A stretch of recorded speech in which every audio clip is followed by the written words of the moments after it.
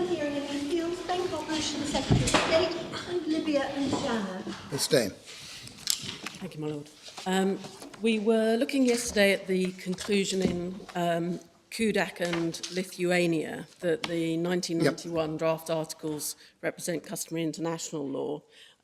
Just for reference, the draft articles are at MS 6631, and those are immediately followed by the commentary at 6642.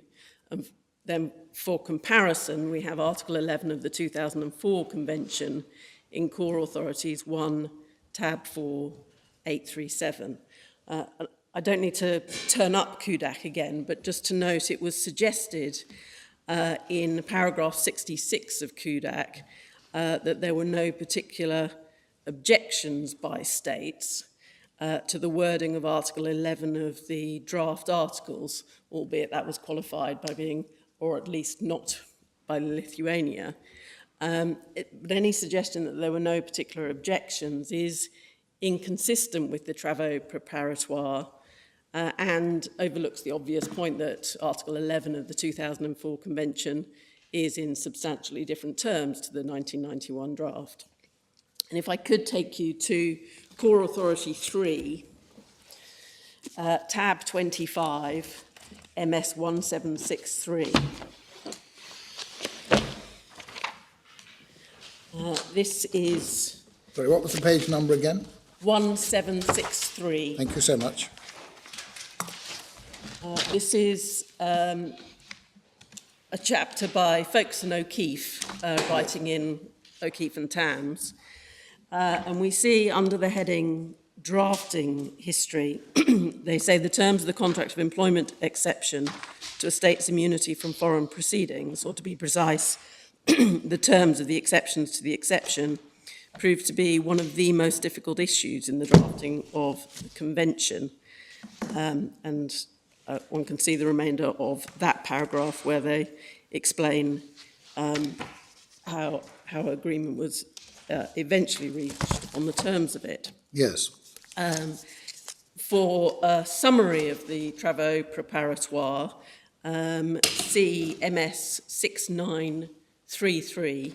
That's Annex 2 to what was the Foreign Secretary's skeleton before the Court of Appeal, where we have set out in a table form Oh, yes. the relevant travaux preparatoires. So the suggestion that there was no particular objection is clearly inaccurate. Turning then to the fifth and final of the Grand Chamber judgments that I need to consider, Sabe is in Court of Appeal Authorities, Volume 2, tab 16, MS 1414. Thank you. Yeah. In this case, the applicant was an accountant to the Kuwaiti embassy in Paris. Kuwait claimed immunity and it was granted by France. We can see at paragraph 12 that this case, like Kudak, is a case concerning a locally recruited embassy employee. And at paragraph 49, we see that the... Sorry, where do we find that? Paragraph 12, did you say? Yes, within the quotation. quotation, second paragraph of the quotation. He was an accountant, wasn't he? Yes, he's an accountant. At paragraph 49, we see the familiar test being applied, measures which reflect. And then if one looks both at paragraphs 18 and also 58, we have two indications there that the court considers Article 11 of the 2004 Convention represents customary international law. It's asserted first at paragraph 18 that the Convention codifies customary international law of state immunity. And whilst it's no doubt true in respect of many provisions, it's obviously not true of Article 11. There is no foundation for it, and it is inconsistent with the diversity of state practice. We then have a slightly different position taken. In paragraphs 54 and 57, the court maintains the position that had been taken in Kudak, that Article 11 of the 1991 draft articles, which is said to now be enshrined in Article 11 of the 2004 Convention, is customary international law. So Sabe does not resolve any of the flaws in Kudak.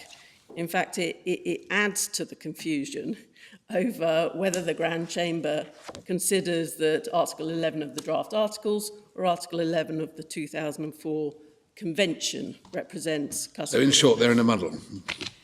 It is a big muddle. When it comes to the identification of customary international law, in my submission, these judgments are seriously defective. They don't take the proper approach, and the conclusions reached are wholly unsustainable.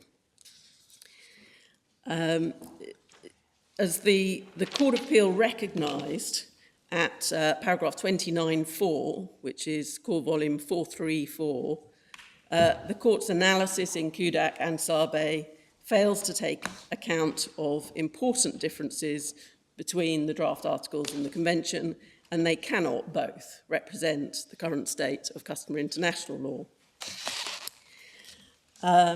Paragraph 59,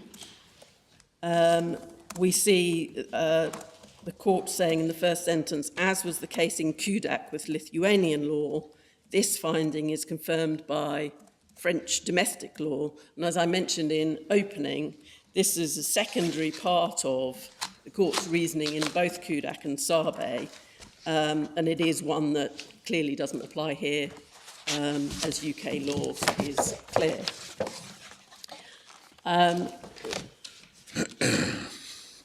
Turning back to paragraph 66, the European Court of Human Rights claims that the exceptions enumerated in the 2004 Convention must be strictly interpreted.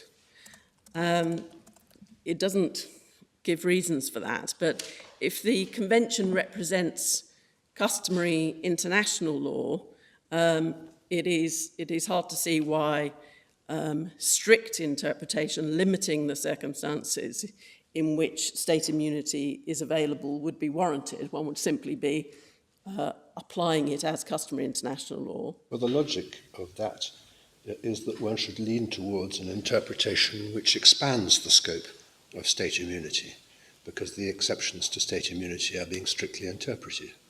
I thought it said the exceptions to the exception should be strictly interpreted. That's right. It's trying to limit the grant of state immunity. And if the court were construing this as if it were a binding treaty, then of course the proper approach would actually be by reference to the Vienna Convention on the Law of Treaties.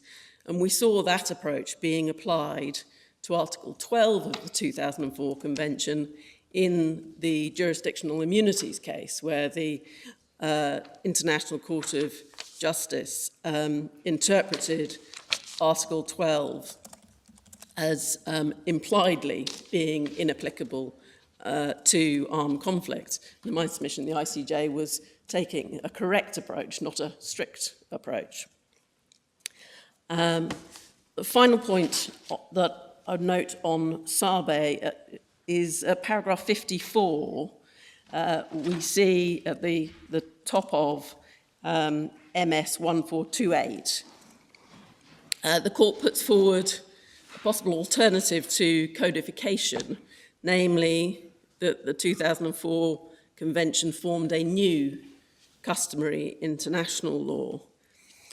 So putting away Sabe, it's worth then looking at the guidance on identification of customary international law. In MS 5530,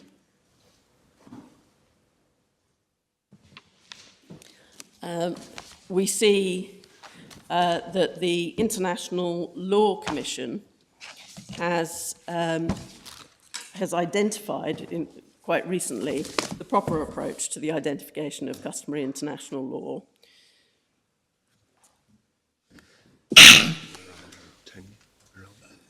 We're at page 5530. So it, 5530, yes?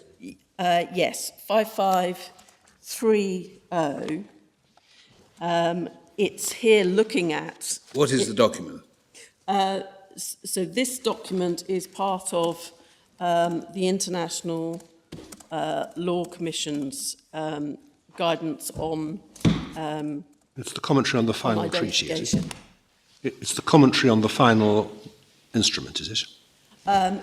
It is, and one sees, so the text of the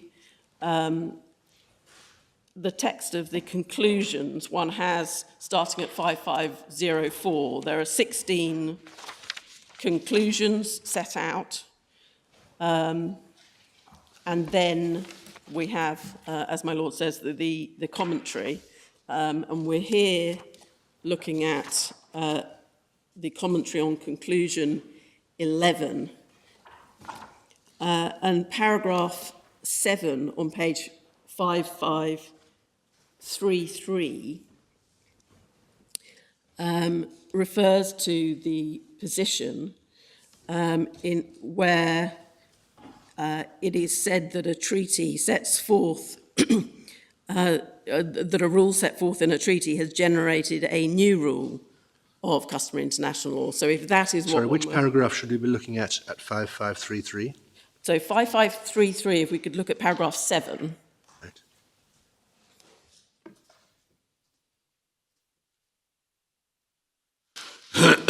Not likely to be regarded as having occurred. Yes. And then we see within the quotation that an indispensable requirement would then be that within the period in question, short though it may be, state practice, including that of states whose interests are specially affected, should have been both extensive and virtually uniform in the sense of the provision invoked, and should moreover have occurred in such a way as to show a general recognition that a rule of law or legal obligation is involved. And footnote 334, we see the cautioning from the North Sea continental shelf case, again, that's reflected in the paragraph 7. The result's not likely to be regarded as having been attained. So my submission, we're clearly not here in a position where Article 11 could be regarded as having established a new rule of customary international law. The evidence comes nowhere near that requirement. Although the court in Sabe referred only to codification or creation of a new rule, between those options, one of course has the possibility of crystallisation. That's addressed on the same page in paragraph 6. And we see, particularly in the final sentence there, here too, establishing that this is indeed the case, requires an evaluation of whether the treaty formulation has been accepted as law and does in fact find support in a general practice. So in this context, it would have to be shown that the erosion of state immunity represented by the terms of Article 11 of the 2004 Convention, firstly was, in those terms, it was something that was already emerging, and secondly, that it has, since the formulation of the treaty, been accepted as law, and that there is a general practice in support of it. And so again, we say that we don't come close to that here. Certainly near universal acceptance of a treaty may well be indicative that it is widely regarded as corresponding to customary international law, but that is not the position we have here.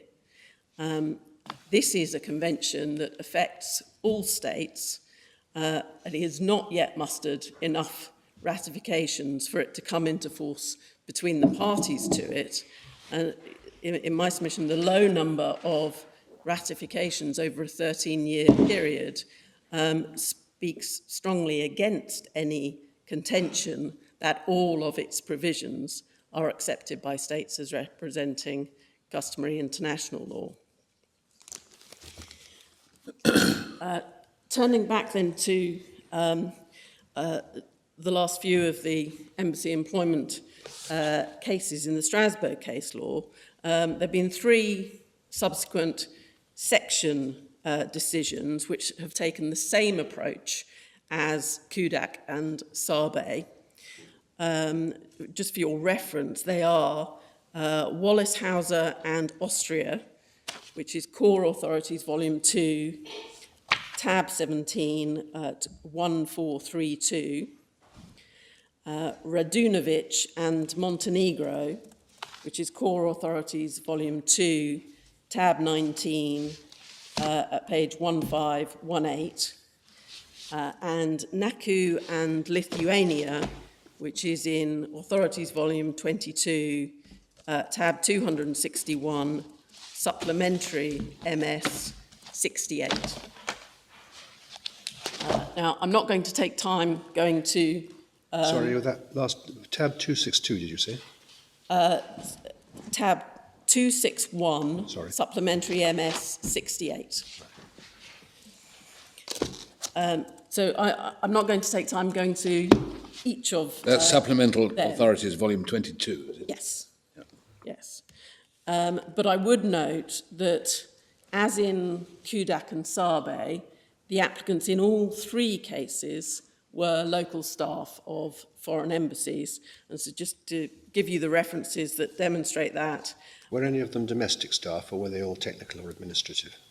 Well, I was going to tell you what they were as well. So in Radunovic, we see at paragraph 6, MS 1520, the first applicant worked as a protocol specialist stroke translator, and the second and third applicants as security guards. All the applicants were local staff, is what the European Court says. Naku and Lithuania, the reference at paragraph 82, the court notes that the applicant was a Lithuanian national recruited in Lithuania. And paragraph 7 of Naku states she began as a receptionist and translator and was later promoted to be cultural information and press officer. Wallishauser concerned an Austrian national who was employed as a photographer at the US Embassy in Vienna. For that, see paragraph 62. And it is also noteworthy that in Wallishauser, the court emphasised at paragraph 61 and then again at paragraph 65 that Kudak and Sabe had both concerned local employees of foreign embassies. And I would also draw attention to paragraph, to the note in paragraph 65 of Wallishauser, where the court noted the development in international law towards limiting state immunity in respect of employment-related disputes. And it stated that this development was reflected in Article 5 of the European Convention on State Immunity, as well as the draft articles and the 2004 Convention. And so we see references again being made to Article 5 of the Bâle Convention in paragraph 71 of Wallishauser, and it's being suggested that the identified trend is reflected in Article 5, which of course would mean it is also reflected in Section 4.2b of the State Immunity Act. So that's the Strasbourg case law. Before I draw the threads together on the customary international law aspect and the margin of appreciation, there's one final case I should mention on this issue, and that is Mohammedia, judgment of the Court of Justice of the European Union. This is in Core Authorities, Volume 3, tab 20, 1537.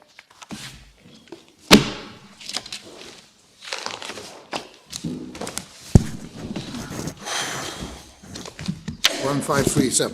1537, Thank you. that's where it begins.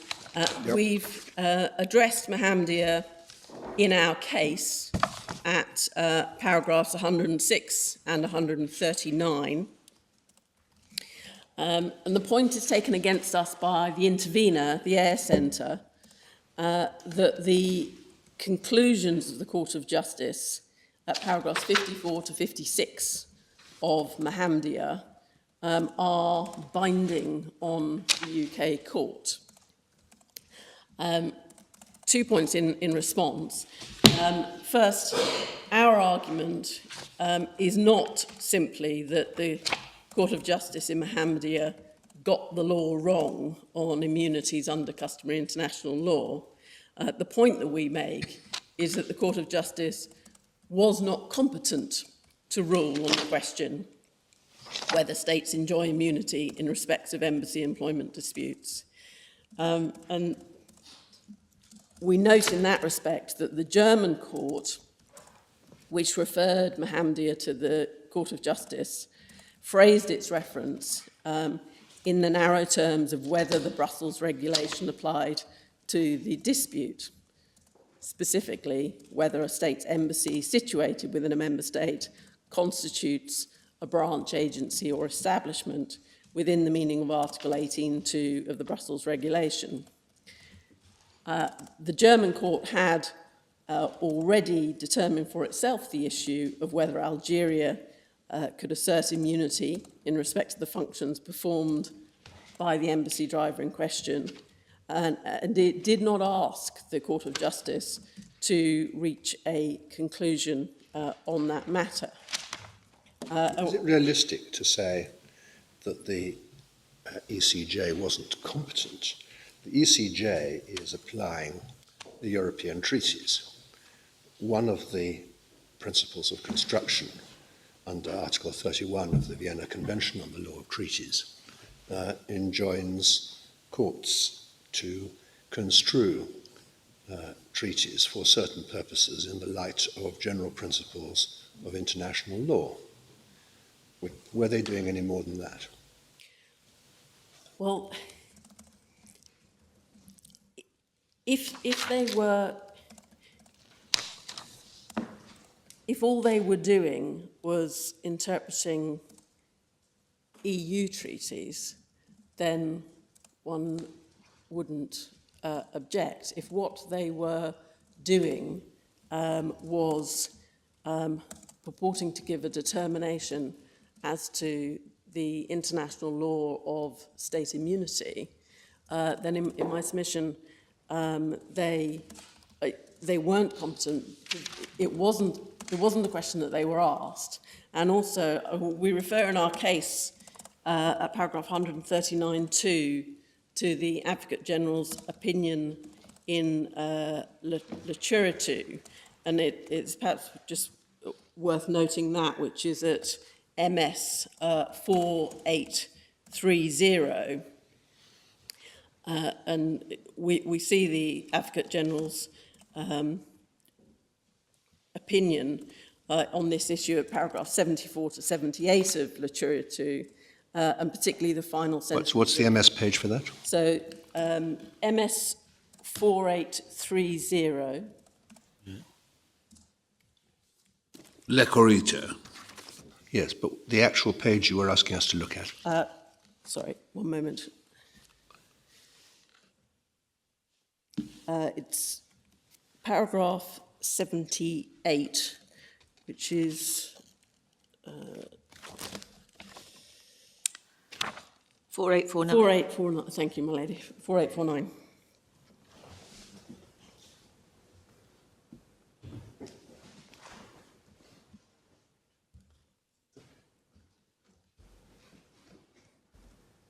Yep. Our submission is that in circumstances where this is not what the court was being asked about, the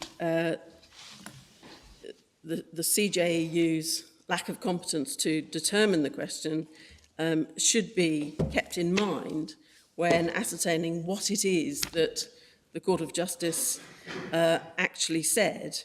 It may be presumed that the Court of Justice acted intra vires in reaching its decision in Mohammedia, and so the decision should be interpreted as resolving only the questions which were referred to it. And if one looks at Mohammedia, paragraph 55, which is MS 1561, this is Core Authorities 3 at tab 20, we see what's being said here by reference to the specified paragraphs of the Advocate General's opinion, is that it's generally recognised, immunity is not absolute, but is generally recognised where the dispute concerns sovereign acts performed jure imperii. It may be excluded, by contrast, if the legal proceedings relate to acts performed jure gestionis, which do not fall within the exercise of public powers. And so when one's looking at that word, it may be excluded. It is, of course, possible to look at that as, on the one hand, saying it applies to acts jure imperii, on the other hand, it doesn't apply to acts jure gestionis. On the other hand, one can look at it as saying it may be excluded in relation to the latter category. And if one looks at the position that has been taken across the board in respect of employment disputes, it's absolutely clear that a strict dichotomy between acts jure imperii and acts jure gestionis is not the approach that's been taken in any of the legislation. It's not the approach taken in the 2004 Convention or the draft articles. All of them admit of the possibility that there may be acts which are properly looked at as jure gestionis, but nevertheless state immunity still applies. But the question is whether they apply by the force of the national legislation in question, or whether, quite apart from the national legislation, they would apply as a matter of customary international law. Well, and in my submission, one's starting from the point that state immunity was absolute, and then looking at the erosion. In the context of commercial transactions where sort of restrictive immunity was developed, what was being looked at were circumstances where the state was, instead of simply acting as a sovereign, was acting sort of as a trader. It was sort of stepping down, acting as a trader, and so there, in that context, one then draws a distinction between jure imperii and jure gestionis, because it makes sense in that context. The context we're looking at here of state employees and disputes in that connection, particularly in the context of embassies, it's the state isn't doing anything different to the way that it acted when state immunity was absolute. And the act of employing service staff is something that sovereigns have been doing throughout time. And so Are you submitting that all employment contracts to which a state is party are contracts entered into jure imperii, to use No, my submission is that the erosion of state immunity in the context of employment contracts has not occurred simply by reference to that distinction. I think, correct me if I'm wrong, that the fundamental point in your whole argument is that the starting point is absolute state immunity, and that any exception to it as a matter of customary law must be based on a sufficient consensus, and there isn't one, therefore it's absolute in relation to this area. Whereas the alternative view is that state immunity is not absolute. The starting point is that it never extends beyond acts done in the exercise of sovereign authority, and that you need a consensus to justify any extension. Now, I think it is fundamental to your case that the first of those starting points should be adopted and the second rejected. Yes, it is. And in my submission, if one looks at the state practice across the board in this context, none of it is treating state immunity as being eroded simply by reference to whether or not the individual employee can be said to have been acting, their functions can be said to be sovereign acts. That isn't the way I think that by it's using the approached. word erosion, you're in danger of begging the question, aren't you?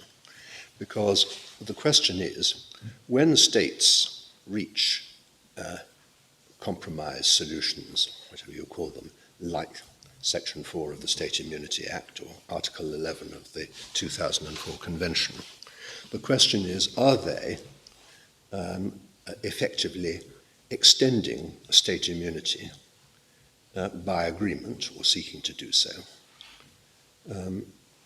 Now, if not, then what one's left with is the classic distinction between sovereign and private law acts. I mean, can I suggest an analysis for you to at least consider?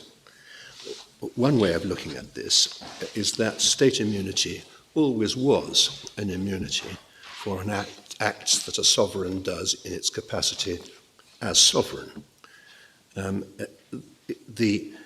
Originally, in the 19th century, the only recognized exception related to title and disposition to property.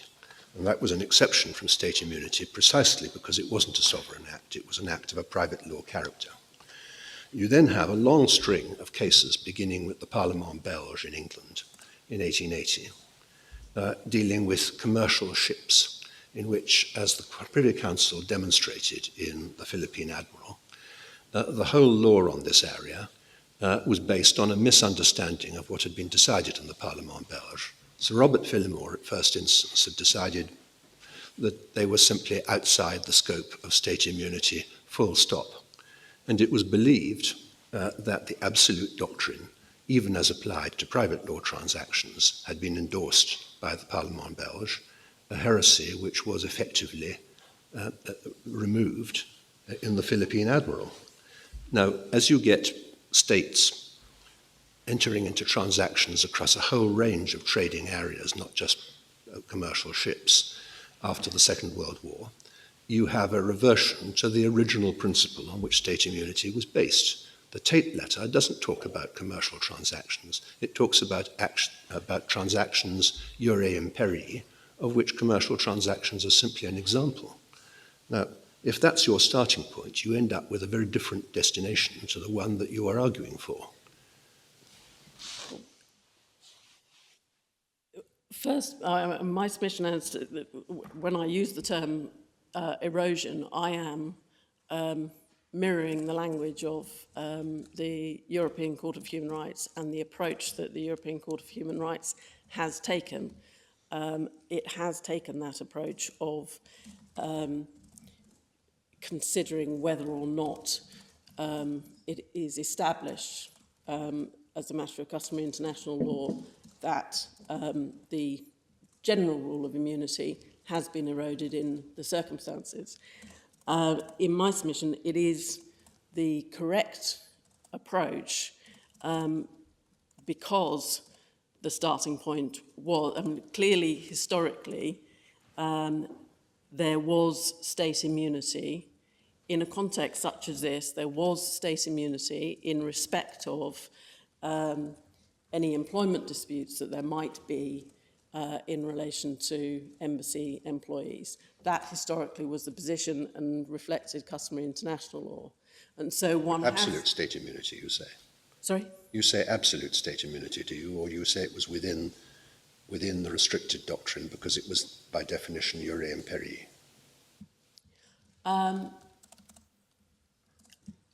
Well, I would say both. That firstly, prior to the development of restrictive immunity, there was such immunity. The development of restrictive immunity, in my submission, did not have the effects of eroding this particular area, and it would be surprising if it did, given that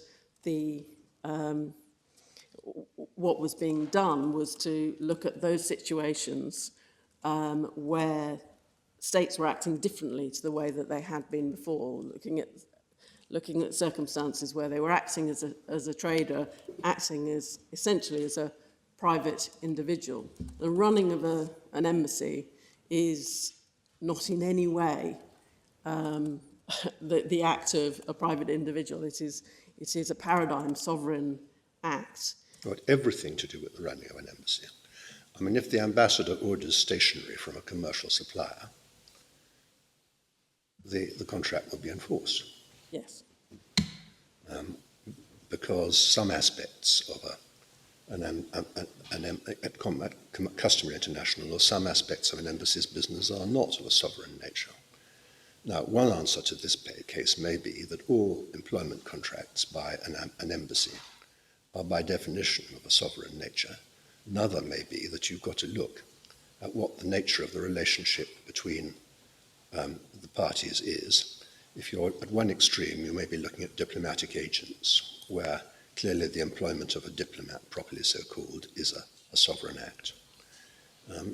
It might be said that the appointment of a cook is not, and that if you take technical and administrative staff, more difficult questions may arise, and more detailed analysis of exactly what they're employed to do may be necessary.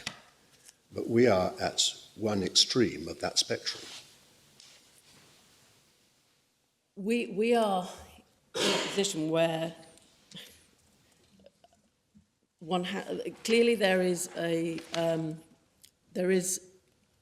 diverse state practice on this issue, and in my submission, one never gets to the point where you could say state immunity in this context had been eroded. The state immunity that did exist has been eroded, and therefore we now have to we positively have to establish that state immunity is granted in this particular area. One would have to have a point in time where one could say that state immunity in this context, covering the circumstances of these cases, no longer existed. And what we have is a gradual development, but with such a diverse practice across states that it cannot be shown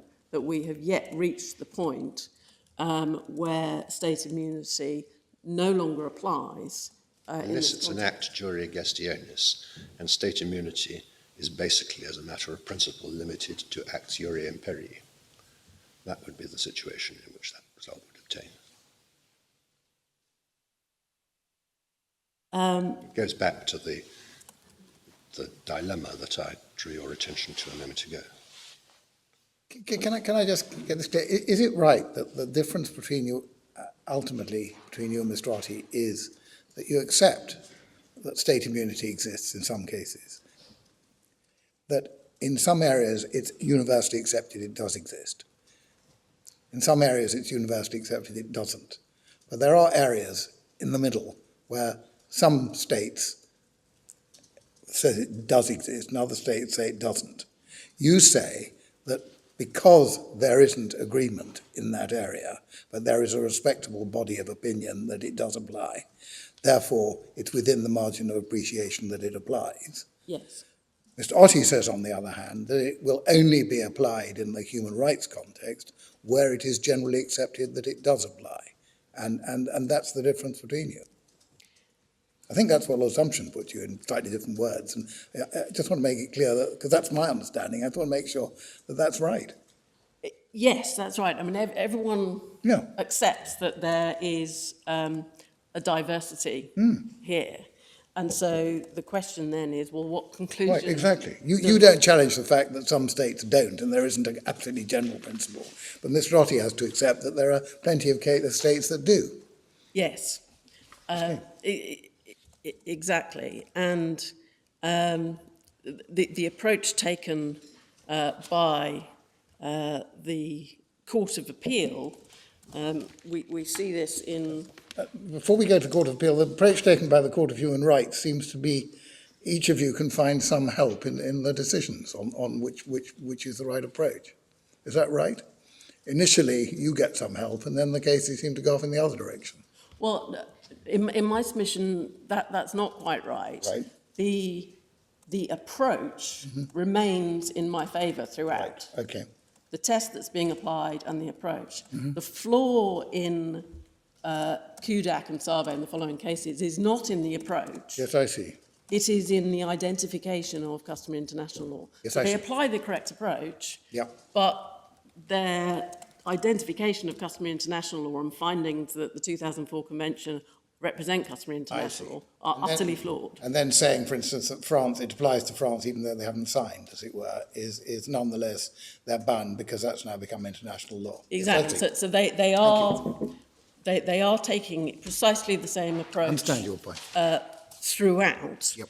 And if we could Thank you. Look at the Court of Appeal's Yes, of course. judgment, on the point that my Lord is raising, it's worth, we can take from their judgment, paragraph 190 of the Jones and UK case. Yes. It's MS 429. Thank you. And it's worth just looking at this because, of course, it's subsequent to Kudak and Save and so on, and they are drawing together all of the cases.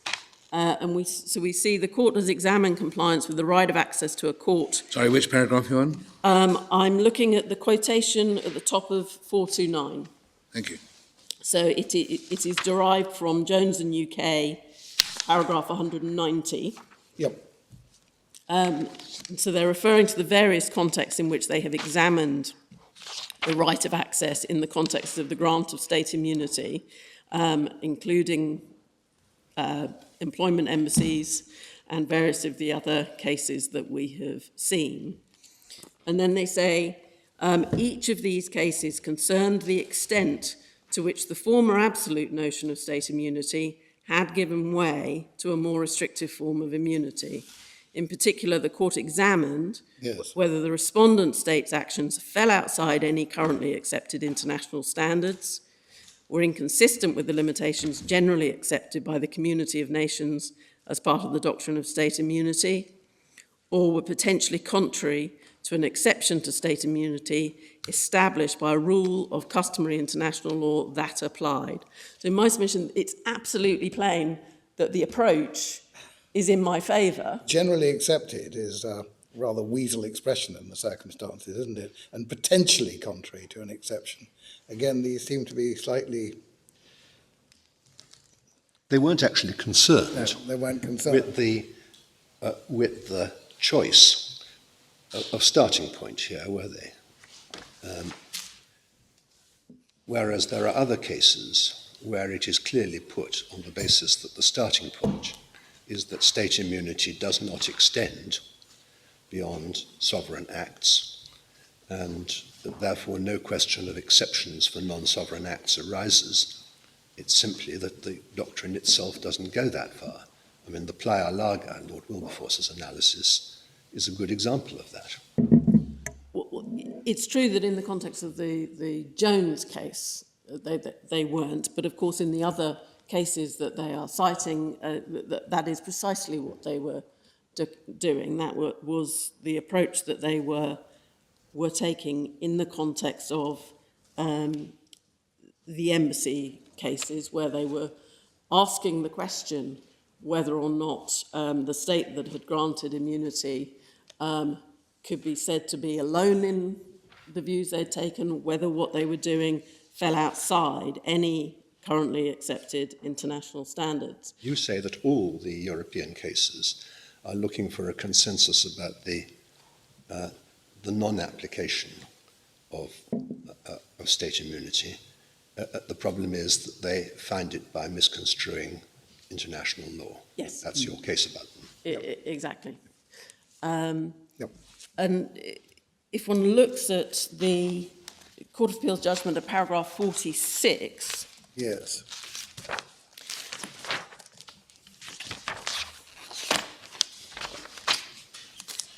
we have here their finding: there can be no doubt that Libya is correct in its submission that state practice in relation to immunity from employment claims by members of a diplomatic mission is diverse. A finding they'd also referred to at paragraph 21. But in light of that diverse practice, what they then do is they say we find it impossible to conclude that there's any rule of international law which requires the grant of immunity. So what they're doing is they're saying diverse state practice equals no obligation. And we say the correct approach is that diverse state practice demonstrates a range of tenable views, adds to the applicability of the obligation. And if they don't amount to a rule, the default position is absolute immunity. Yes. If a state chooses to give it by its own domestic law. Well, the default position in international law is that which leaves states free to choose where they want to be on the spectrum of reasonable outcomes. Yes, well, that's right. And if another state chose not to give it, then it would be equally, the effect would be given to that. There is, in a sense, a sort of zone of legality. Yeah, here. a sort of, it's a sort of margin of, it acts as a margin of appreciation once you come to issues such as Article 6. Yes. Sorry.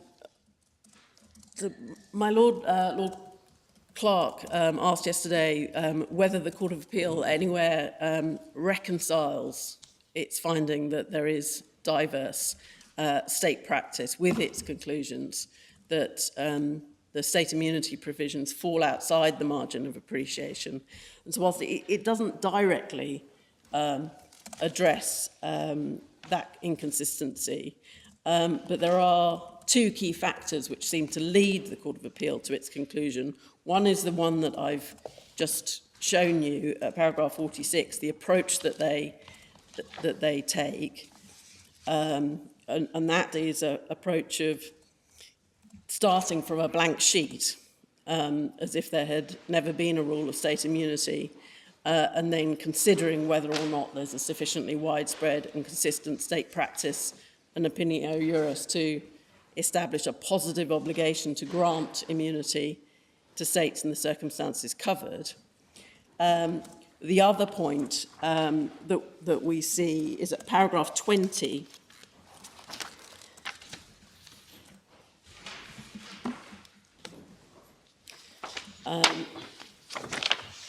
So, having cited paragraph 190 of Jones and UK, what the Court of Appeal then does is to say they find that we are concerned here with essentially one test, which is whether the grant of immunity is required by international law. And in my submission, that isn't the approach that the Strasbourg Court has taken. The Strasbourg Court has consistently applied the reflects test, as we've seen, in choosing to reformulate this as a requires test. The Court of Appeal seems to have taken it from the notion of compliance in the legitimate aim. But in my submission, the Strasbourg jurisprudence has never demanded that states parties adopt the most restrictive view of immunity, which is within the range of tenable views. The flexibility inherent in the reflex test is, in my submission, clearly demonstrated by the formulations in paragraph 190 of Jones and UK.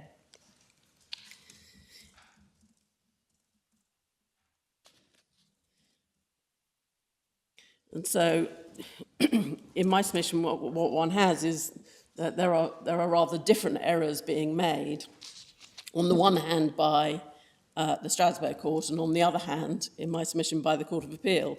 So the Strasbourg Court's error in Kudak and the subsequent embassy employment cases lies in the inadequate and deeply flawed approach to the identification of customary international law that it's taken, whereas the Court of Appeal's error lies in the conclusion that it has drawn from the diversity of state practice that it rightly found.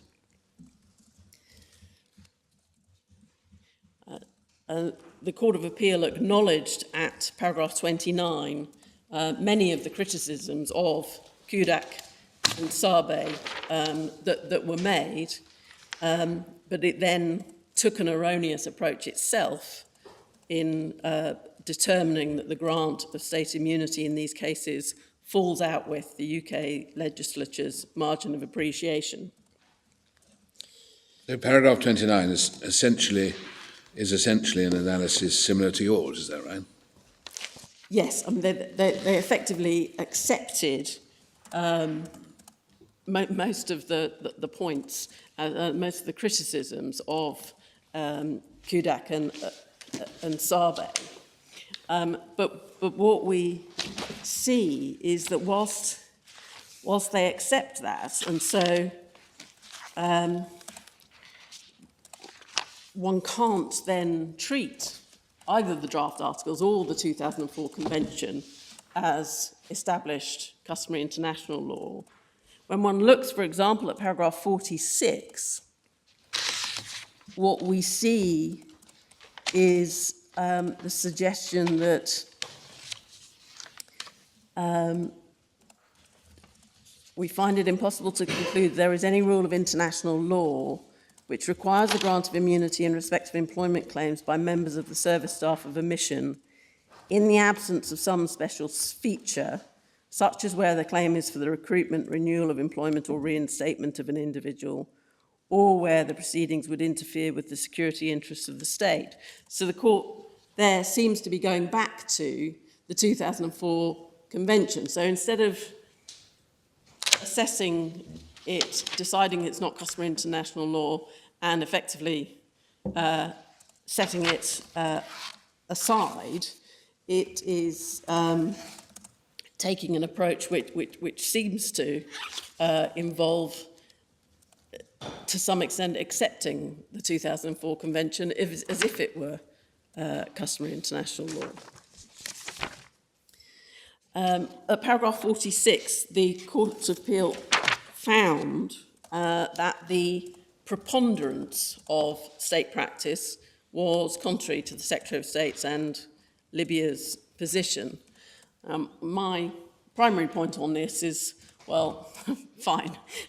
Even if there is a preponderance of state practice in Ms. Janah's favour, it does not alter the fact that state practice is diverse and the UK's position as stated in the impugned provisions of the State Immunity Act, is far from unique, doesn't fall outside currently accepted international standards. So I don't need to establish that the preponderance favours the position adopted by Parliament. Nevertheless, insofar as it may be thought relevant, in my submission the court has, at least to some extent, overestimated the extent of state practice against me and underestimated the evidence in my favour. If you accept that there is a consensus, there is no consensus, and I think that's common ground, it doesn't matter really whether the Court of Appeal thought that the consensus was more your way than Mr. Ottie's or vice versa. Precisely, yes, I absolutely. And so it may be that it doesn't matter quite where on that spectrum they put it. But I just briefly flag up a few points on their view of where the balance lay.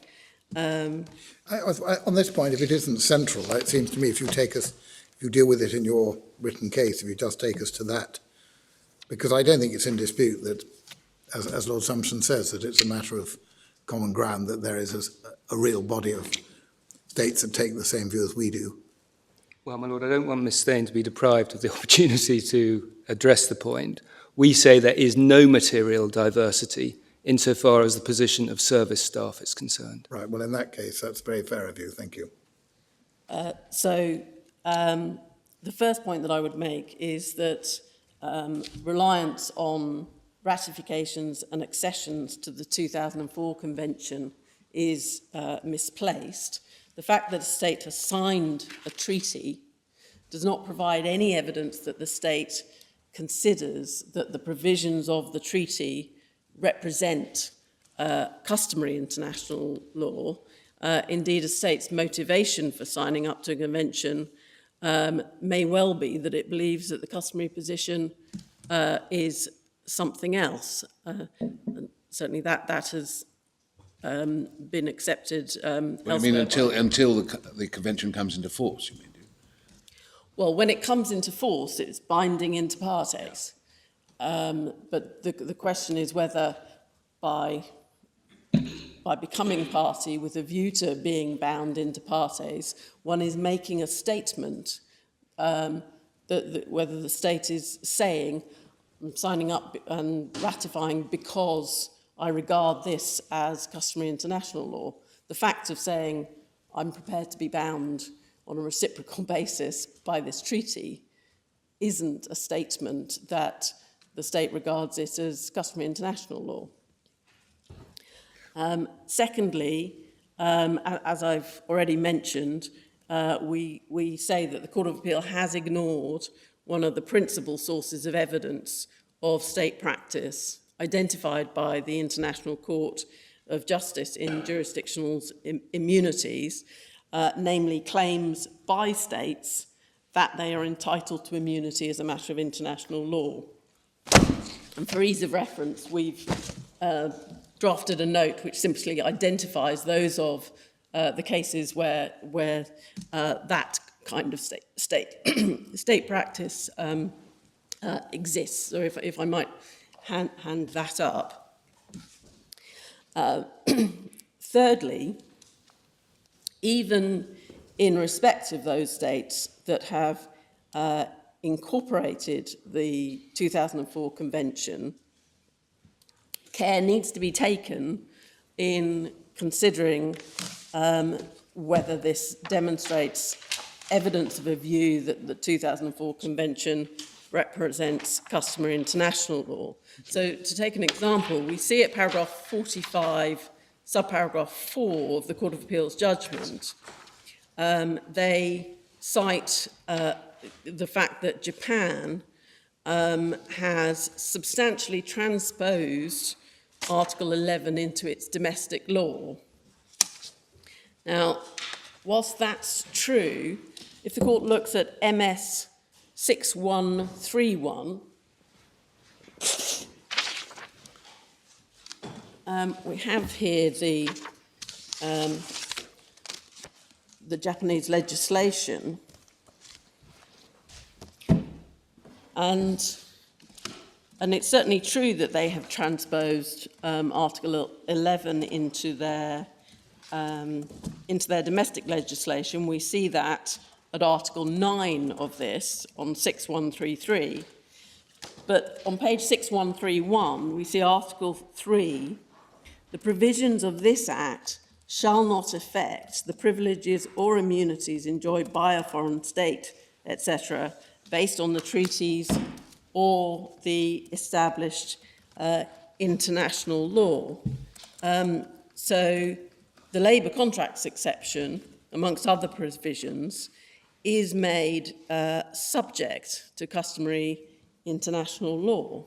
So in my submission, the legislation is not evidence that Japan considers Article 11 represents customary international law. Final point on this is all states are affected by the law of state immunity. So in my submission, the views of all states should carry equal weight. What we notice in both the submissions of my learned friends and also in the Court of Appeal judgment at paragraph 47 is an emphasis on the views of developed countries. And in my submission, one actually has to look right the way across the piece when one is looking for the question as to the development of customary international law. If you take your line, how do you decide whether there's enough of a consensus to get you home? It can't be enough for, or you're saying it is enough for one country to say, this is our law on state immunity. The fact nobody else has it, nonetheless we have it, that's enough. Do you say that's all right? I don't say No. that's all right. So what is? What's the test? Well, I would take you back to the International Law Commission's work on the identification, which, if I can find it. But it's a qualitative test, is it, ultimately? Quite difficult for it to be a quantitative test. It is a qualitative test. Well, get it later, don't worry, I don't want to take you out of... I'm happy to take it now. It's at MS 5530. Sorry, MS 5502.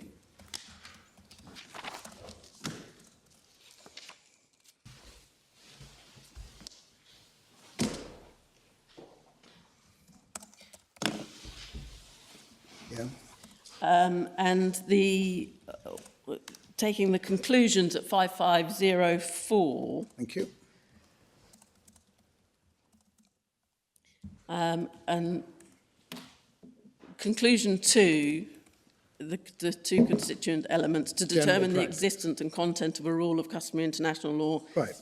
It's necessary to ascertain whether there is a general practice that is accepted as law. And so what one then sees is the way that that is developed.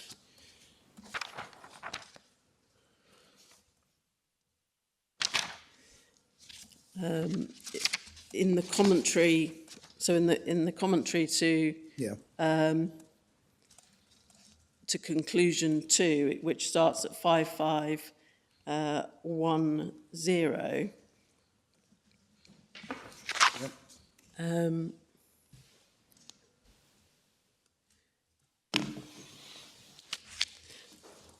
And we see Sufficiently widespread and representative as well as consistent. yes, thank you, my lady. That's conclusion 8, which is relevant to the question that my lord asked you. Yeah.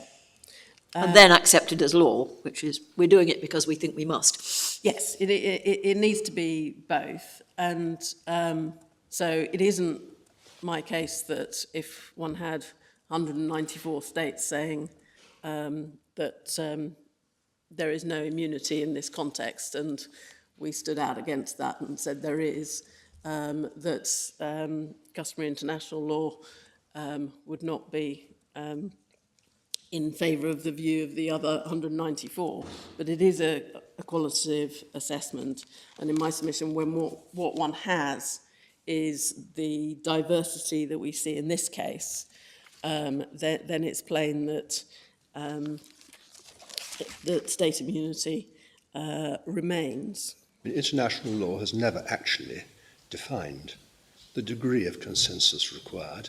It falls short of unanimity, but it may be not all that far short of unanimity. There are still states that accept the doctrine of absolute immunity, notably China, which is a passably important state, and about half a dozen, I think, Yes. minor ones. Wait a minute, if you look at conclusion 8 and look at commentary 2, it says it must be exhibit consistency. In the words of the International Court of Justice in North Sea continental shelf cases, the practice in question must be both extensive and virtually uniform. Must be settled practice. Not really what you're saying, is it?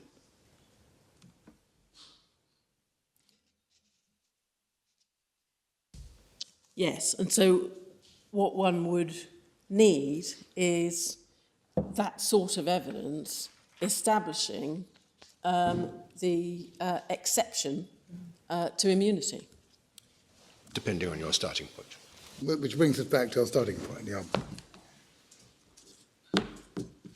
My Lord, if I may then turn to the question of engagement. This is addressed by the Court of Appeal at MS 424, it's paragraphs 11 to 16, and it's addressed in our case at paragraphs 43 to 79.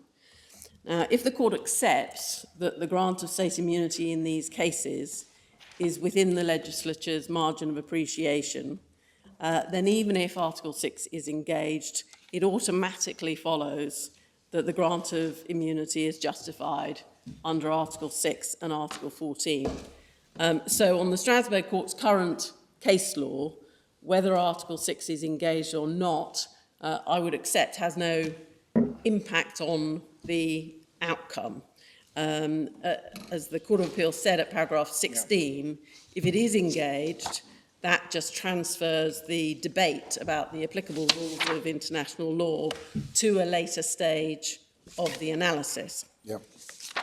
Even so, in my submission, a proper understanding of how and where in the analytical structure the issues arise is important. One only needs to look at some of the dissenting judgments urging the court to balance the competing interests in considering whether a grant of state immunity is justified, to see that rigorous analysis of this issue could have a potentially significant impact, and it also has an impact on the engagement of Article 14.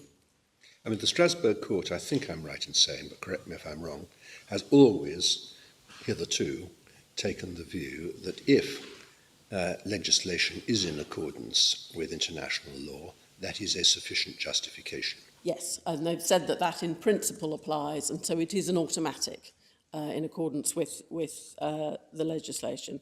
So I do accept that the engagement issue should not have an impact on the outcome, so I will take it relatively shortly. The Court of Appeal cites the key passages in Holland and Lamp and Wolf and Jones and Saudi Arabia, so I'm not going to take you to them. They can be seen from the judgment. But for your note, Holland and Lamp and Wolf is Core Authorities 1, tab 5, 853, and the particular passage is Lord Millett at 868. Jones and Saudi Arabia, Core Authority, tab 8, MS 1024, and the relevant paragraphs are those of Lord Bingham at paragraph 14, and Lord Hoffman at paragraph 64. The Court of Appeal, in this case, observed at paragraph 16 that they found Lord Millett's analysis compelling, and I've shown you already the, albeit obiter reference to this issue in the Benkharbouche case in Lord Mance's judgment.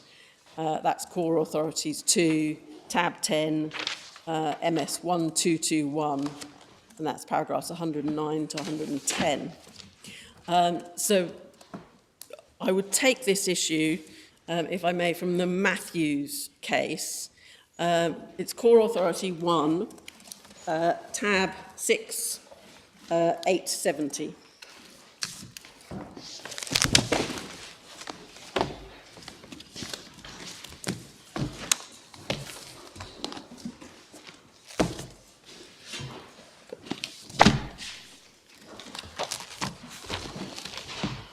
So starting at paragraph 29 in the judgment of Lord Hoffman,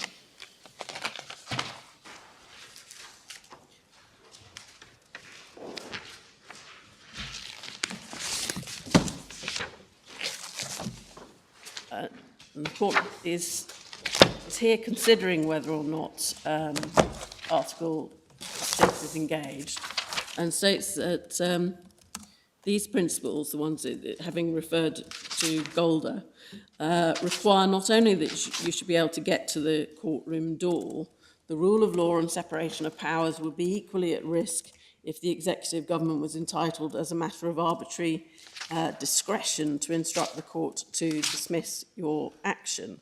And he notes there are different ways in which laws could be drafted to look substantive or procedural. And makes the point that provided one holds on to the underlying principle, which is to maintain the rule of law and the separation of powers, it should not matter how the law is framed. What matters is whether the effect is to give the executive a power to make decisions about people's rights, which under the rule of law should be made by the judicial branch of government. And he then goes on at paragraph 35, having referred to the distinction between substance and procedure as a slippery one, he says, the purpose for which the distinction is being used in applying Article 6 is that stated with force and clarity by the Strasbourg Court in Golder and subsequent cases, namely to prevent contracting states from imposing restrictions on the right to bring one's dispute before the judicial branch of government in a way which threatens the rule of law and the separation of powers. So do you read Lord Hoffman as saying, and if so, are you saying, that a rule of statute law, which applies according to its own terms, doesn't depend on any executive intervention or discretion, is not capable of infringing Article 6? Is that what you're seeking to extract from this? What I will be seeking to extract from it is that in interpreting the scope of the Article 6 right of access to the court, one needs to look to the underlying principles. And my submission is that when one looks at Article 6, the right of access is an implied right. It's inherent in Article 6, but the court has also accepted that the limitation as a result of state immunity is also inherent. We have two inherent elements within Article 6, and my submission is that there are two aspects that one has to bear in mind in relation to Article 6. One is, of course, it's a qualified right, and so if one has time limits or something like that, it's qualified and one has to look to proportionality, justification, and so on. But in my submission, the scope is itself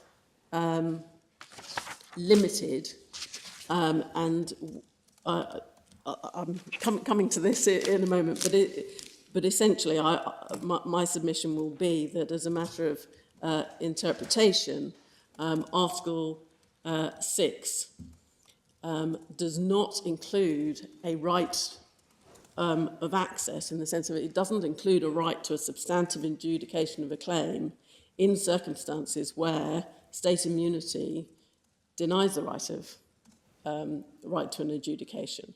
And so, and that is an analysis that in my submission goes to the scope of Article 6, goes to the scope of the right of... This is on the Millet ground, that if you haven't got any jurisdiction to exercise, you can't be taken to have declined to do it.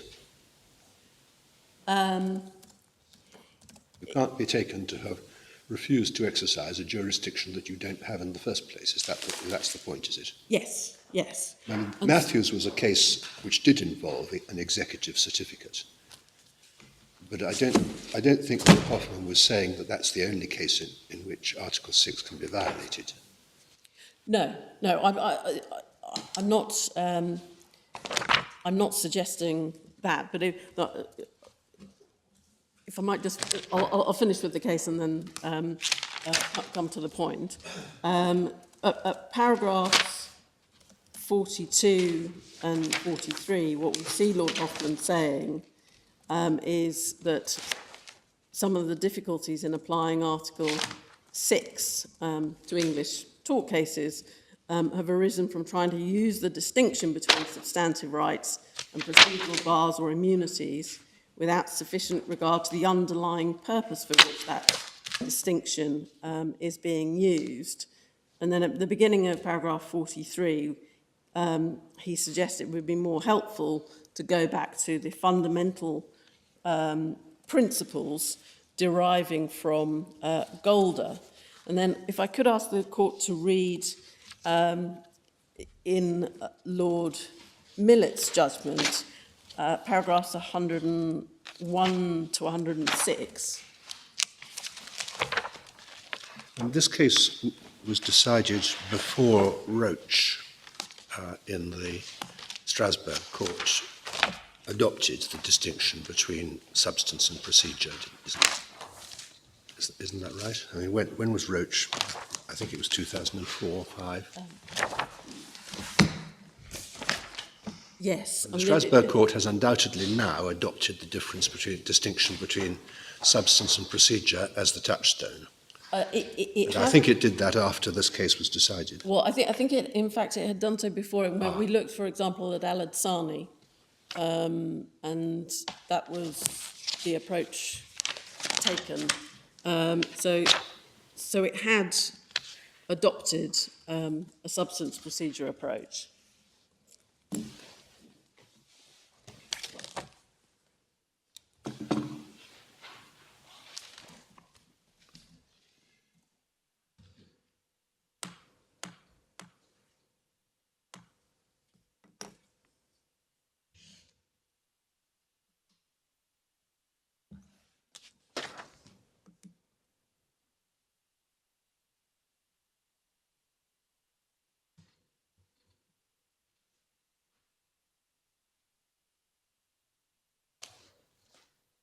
Yeah.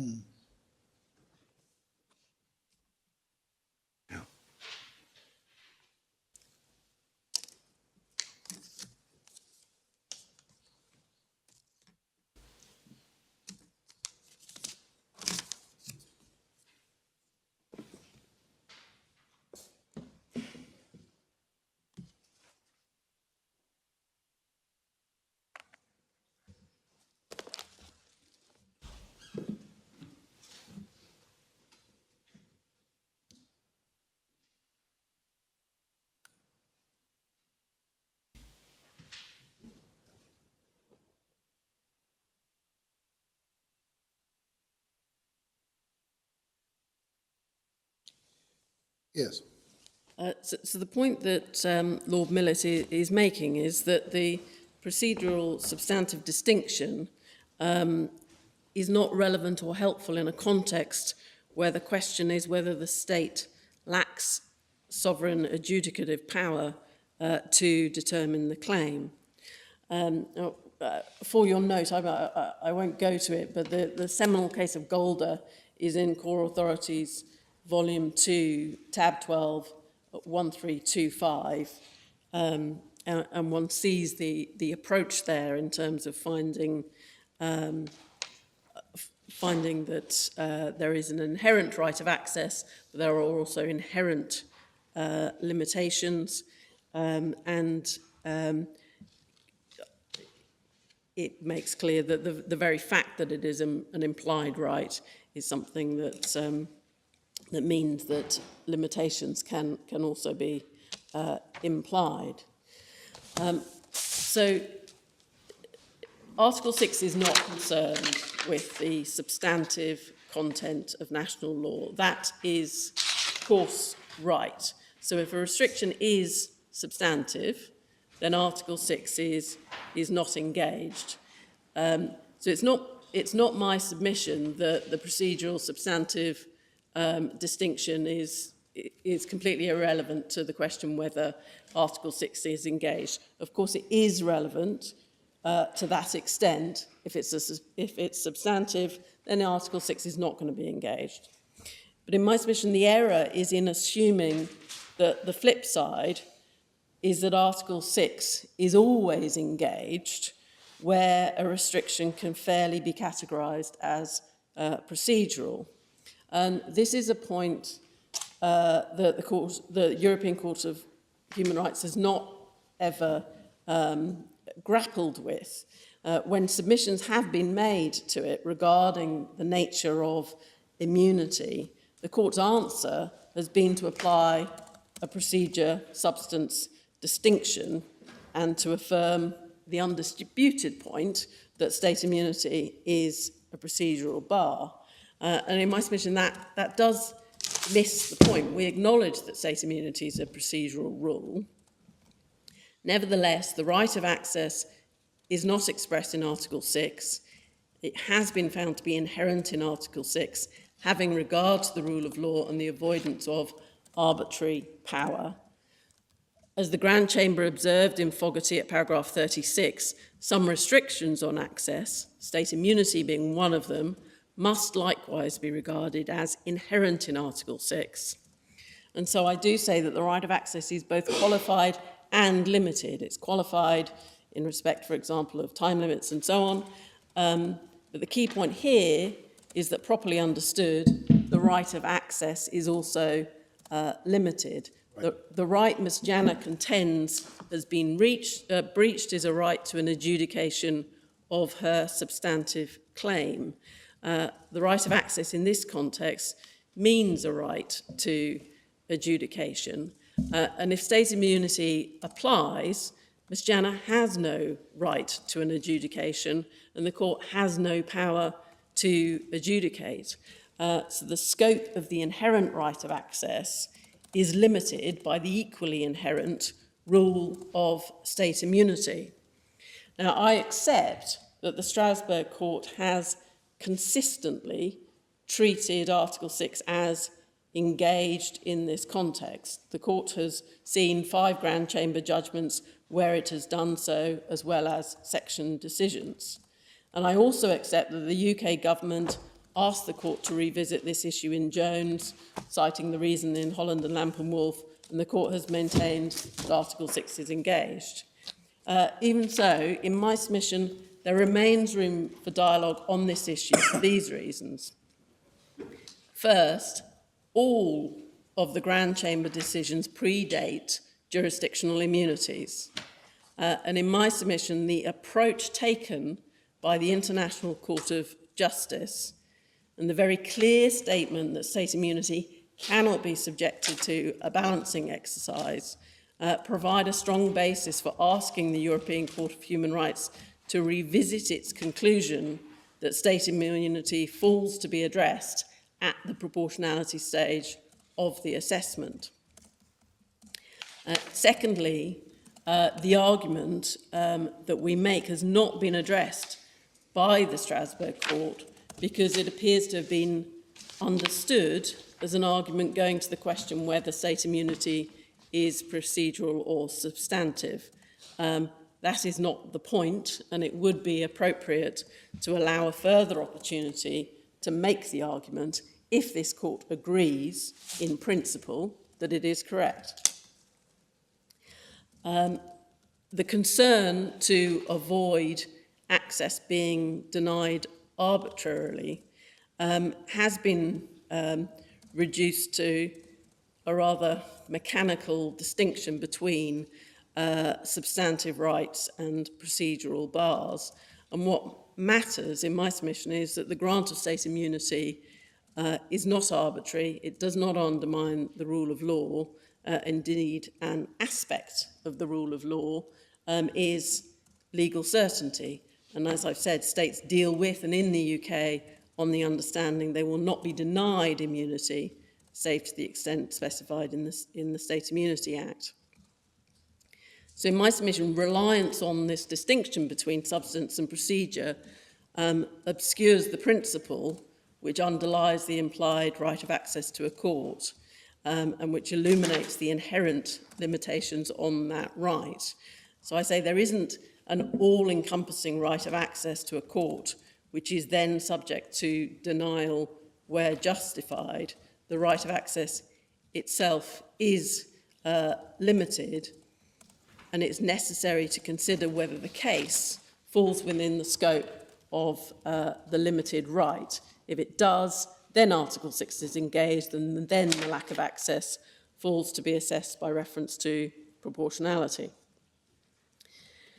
And just as the court cannot create, by way of implication and interpretation of the language of Article 6, a substantive civil right, so too the court cannot, by interpretation of Article 6, confer adjudicative powers on the domestic courts.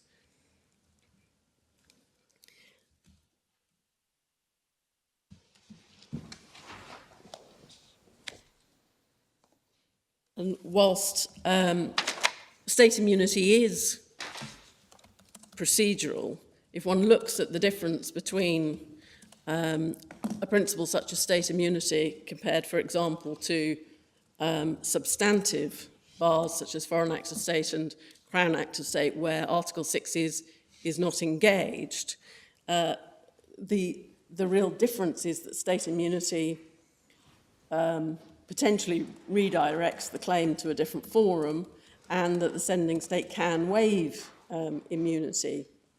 In my submission, it's counterintuitive that that lesser effect of state immunity is the one that engages Article 6.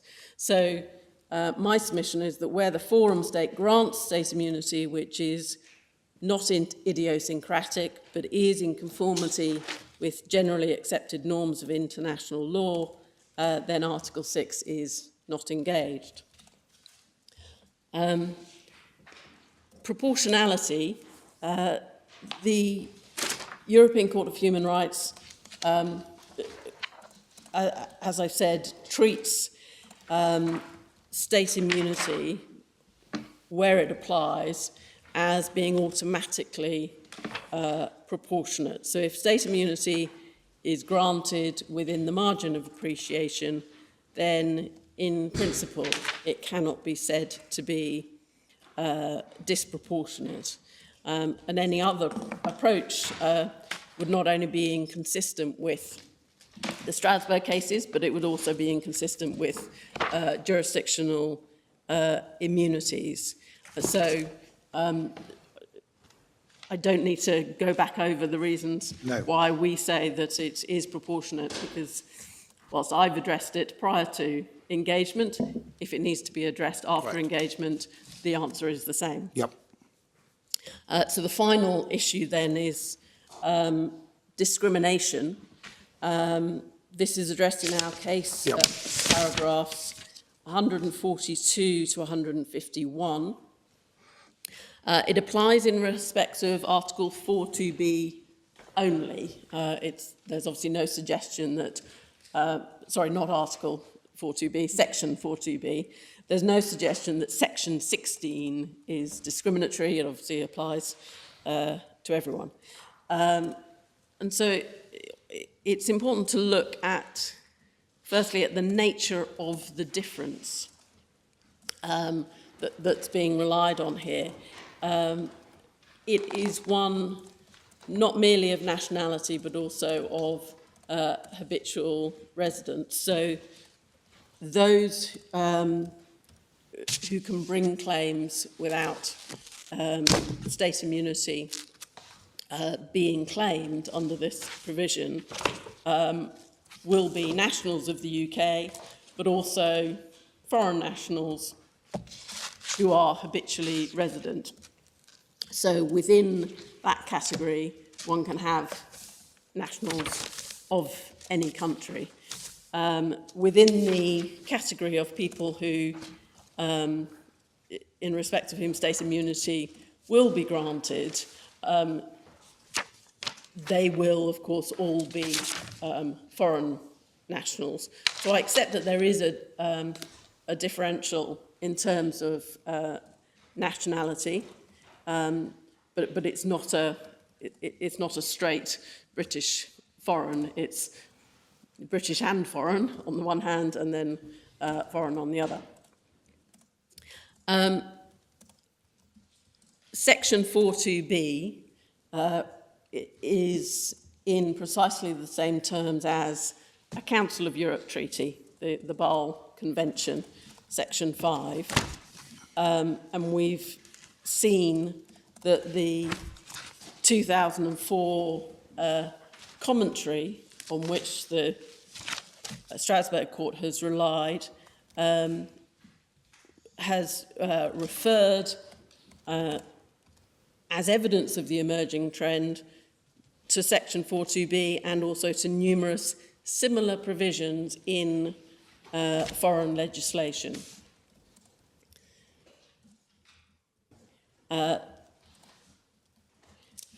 The draft articles, the 1991 draft articles, included a provision to the same effect, and that was deleted.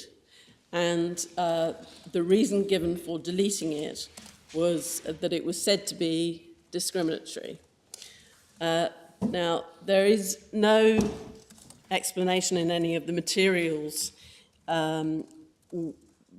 we've seen from the travaux préparatoires as to whether any consideration was given as to whether or not a distinction on the basis of nationality was justified. So it seems to have been deleted because there was a differential without consideration of any justification. And it is quite striking that if one looks at Article 11 of the 2004 Convention, there is still a distinction drawn on the basis of nationality. And that is within Article 11, and it's 2E. And so whilst it's a different distinction, it's not, this is one where one's looking at whether or not the national is a national of the employer state, rather than looking at whether they are a national of the receiving state. But the fact is that one still has there the states making distinctions when they are working out to what extent immunity should or should not apply by reference to nationality. And the relevance, in my submission, of nationality in this context is also apparent from the Vienna Convention on Diplomatic Relations. We have seen, when we looked at that yesterday, that there are a number of provisions where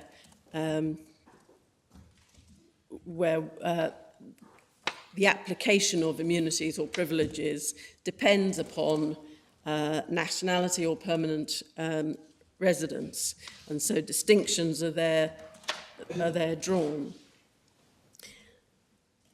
in my submission, it demonstrates that there is a balance being struck between connecting factors to the forum state and the question of whether or not jurisdiction should be exercised.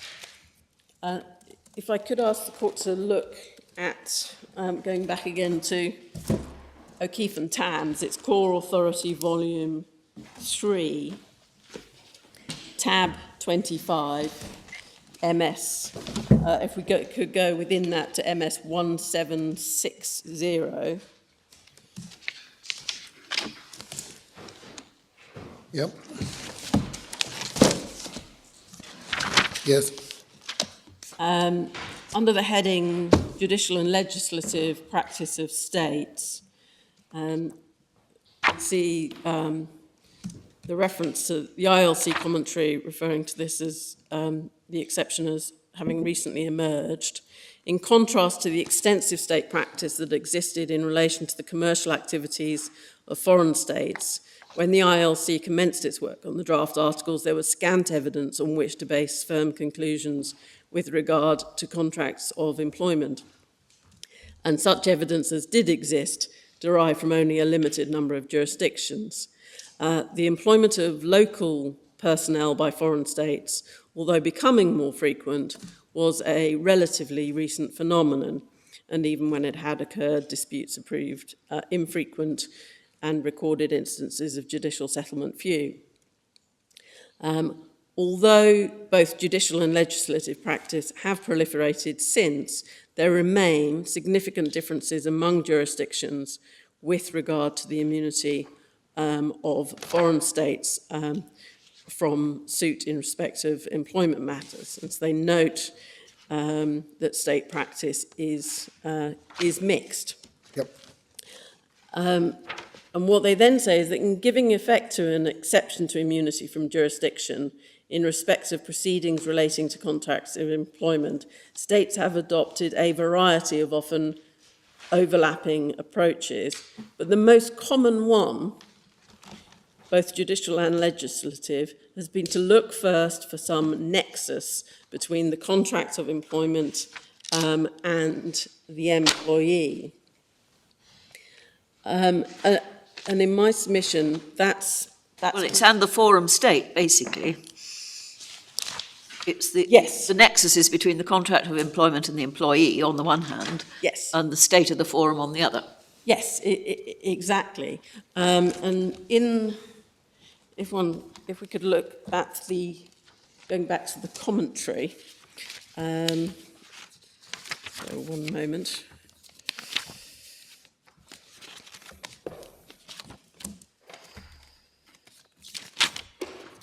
The commentary is at 6642. Thank you.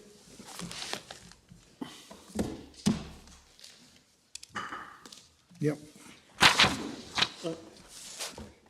Yes, I've lost my...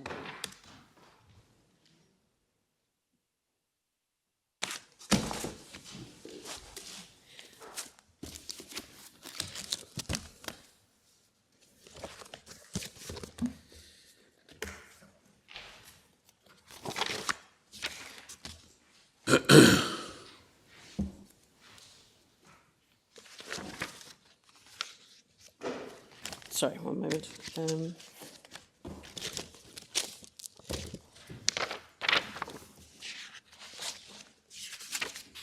Which paragraph? It is, so looking at paragraph 11 on 6675.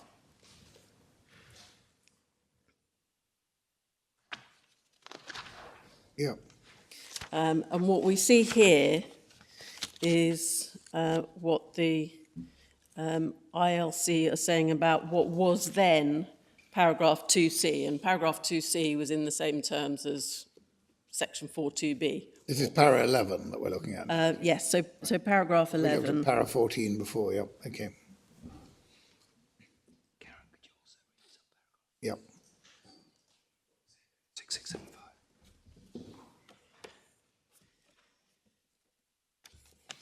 I'm asked you to read paragraph 15 as well.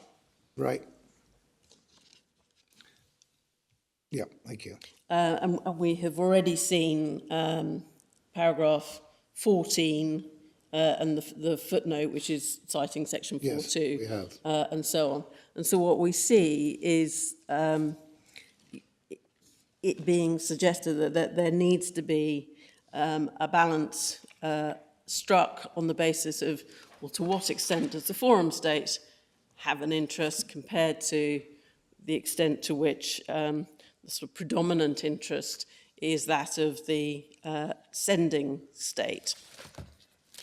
And in my submission, when one looks at the way in which the Vienna Convention on Diplomatic Relations adopts a very similar balance in terms of connecting factors, so too numerous pieces of legislation similar to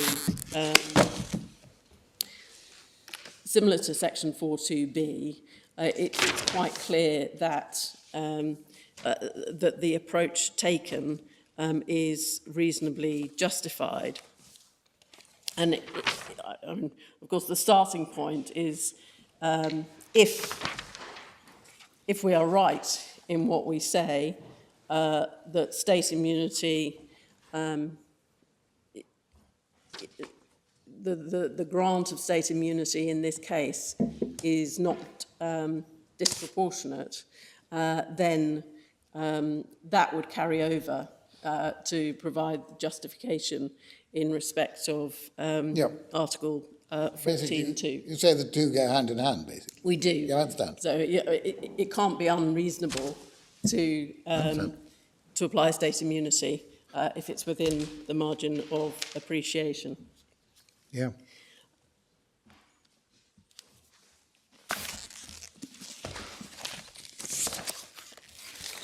Just one final point that I would flag from our case.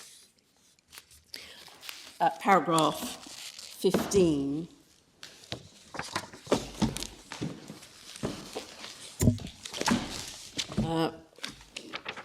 What we say is that the Jure Imperii, Jure Gestionis distinction doesn't fully reflect the complexities and nuances of the rules on jurisdictional immunities, and we've referred to what's said by Yang in Core Authorities Volume 3, tab 24 at 1701, where he concludes that the restrictive immunity doctrine is actually based on two premises. First, that the activity in question is of a commercial or private law character, and secondly, that this activity has a connection with the territory of the state of the forum. What's the basis for the latter part of that sentence? In well, employment, I can see that, what the basis is, but generally, what's that got to do with it? We have, there's probably not time to go through precisely how he justifies that. I'll look at it in due course. I don't want to take up your time. Yes. But essentially, he looks at the development of state immunity, and in my submission, he is right in what he's saying, and it is particularly demonstrated in the context of this area that that the restriction on immunity in this context has never been based simply on whether or not the activity can be said to be commercial or private. It's apparent, even if one looks at the most restrictive articulation of state immunity, that which is set out in the 2004 Convention, that that immunity has not been eroded, even in circumstances where it could be said that the acts are private acts, iure gestionis. There are, in each of those provisions, the view has been taken that one needs a greater connection than simply the facts that one is in working in the forum state. My lords, my lady, those are my submissions. Unless there's anything I can assist with, I'm done. Ms. Stein, thank you very much. Thank you. Ms. Wells? Ms. Trotty? I wonder if I could just get one Of of them course. back. Of course. Would you like both? No.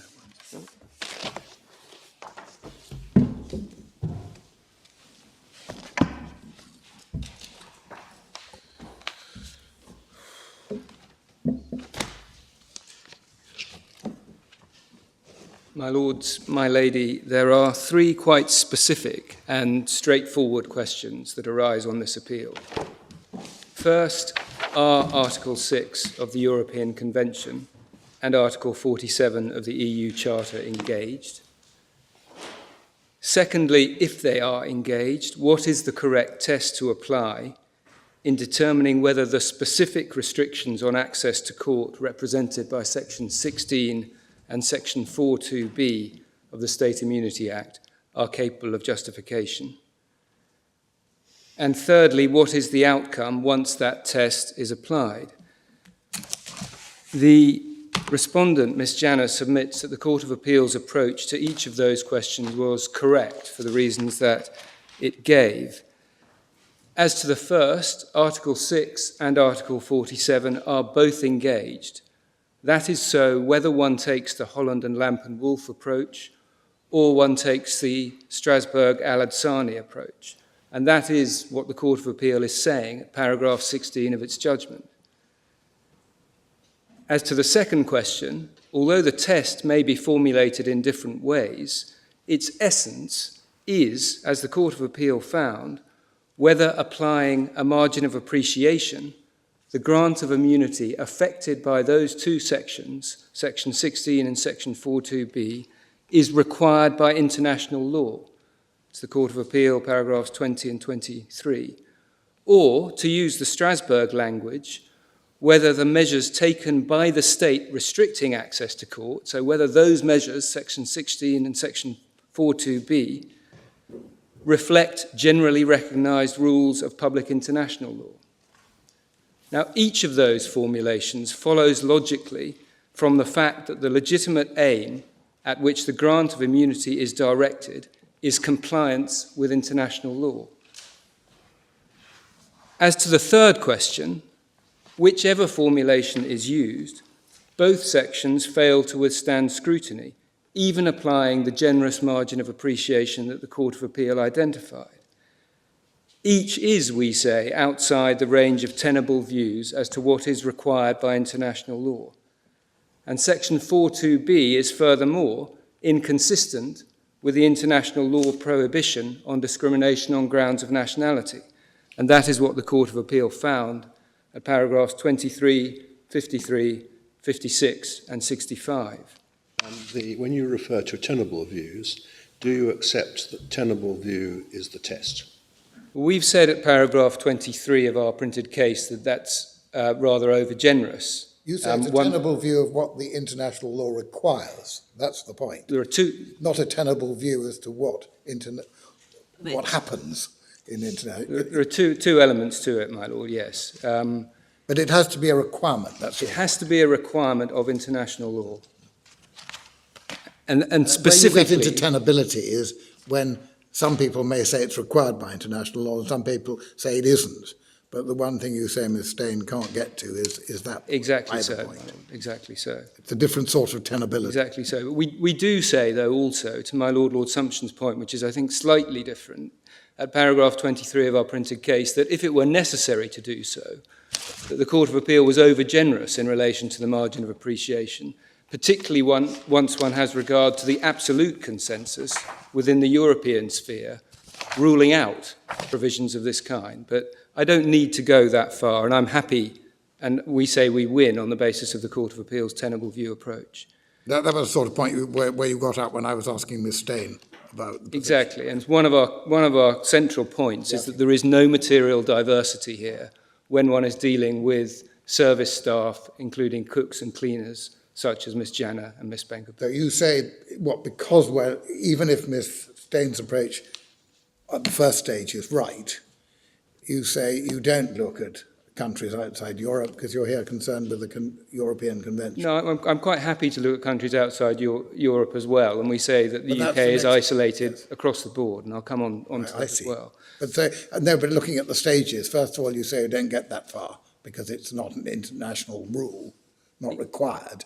If it is a more generous test than the one your primary position is, then you say, well, look at Europe, it's consistent there. And the next stage is, even if you look outside Europe, it's consistent as well. Well, yes, but I'll come on to what we say are the central flaws in the Secretary of State's case in a moment. But perhaps the one that merits emphasis right at this stage is that the entire edifice is built upon a misconception as to the correct starting point, Right. which is the point that my Lord was raising in questions this morning. I understand, thank you. Now, in order to persuade the court to reach a different conclusion to that arrived at by the Court of Appeal, the Secretary of State faces a challenging, and we would say with respect impossible, task.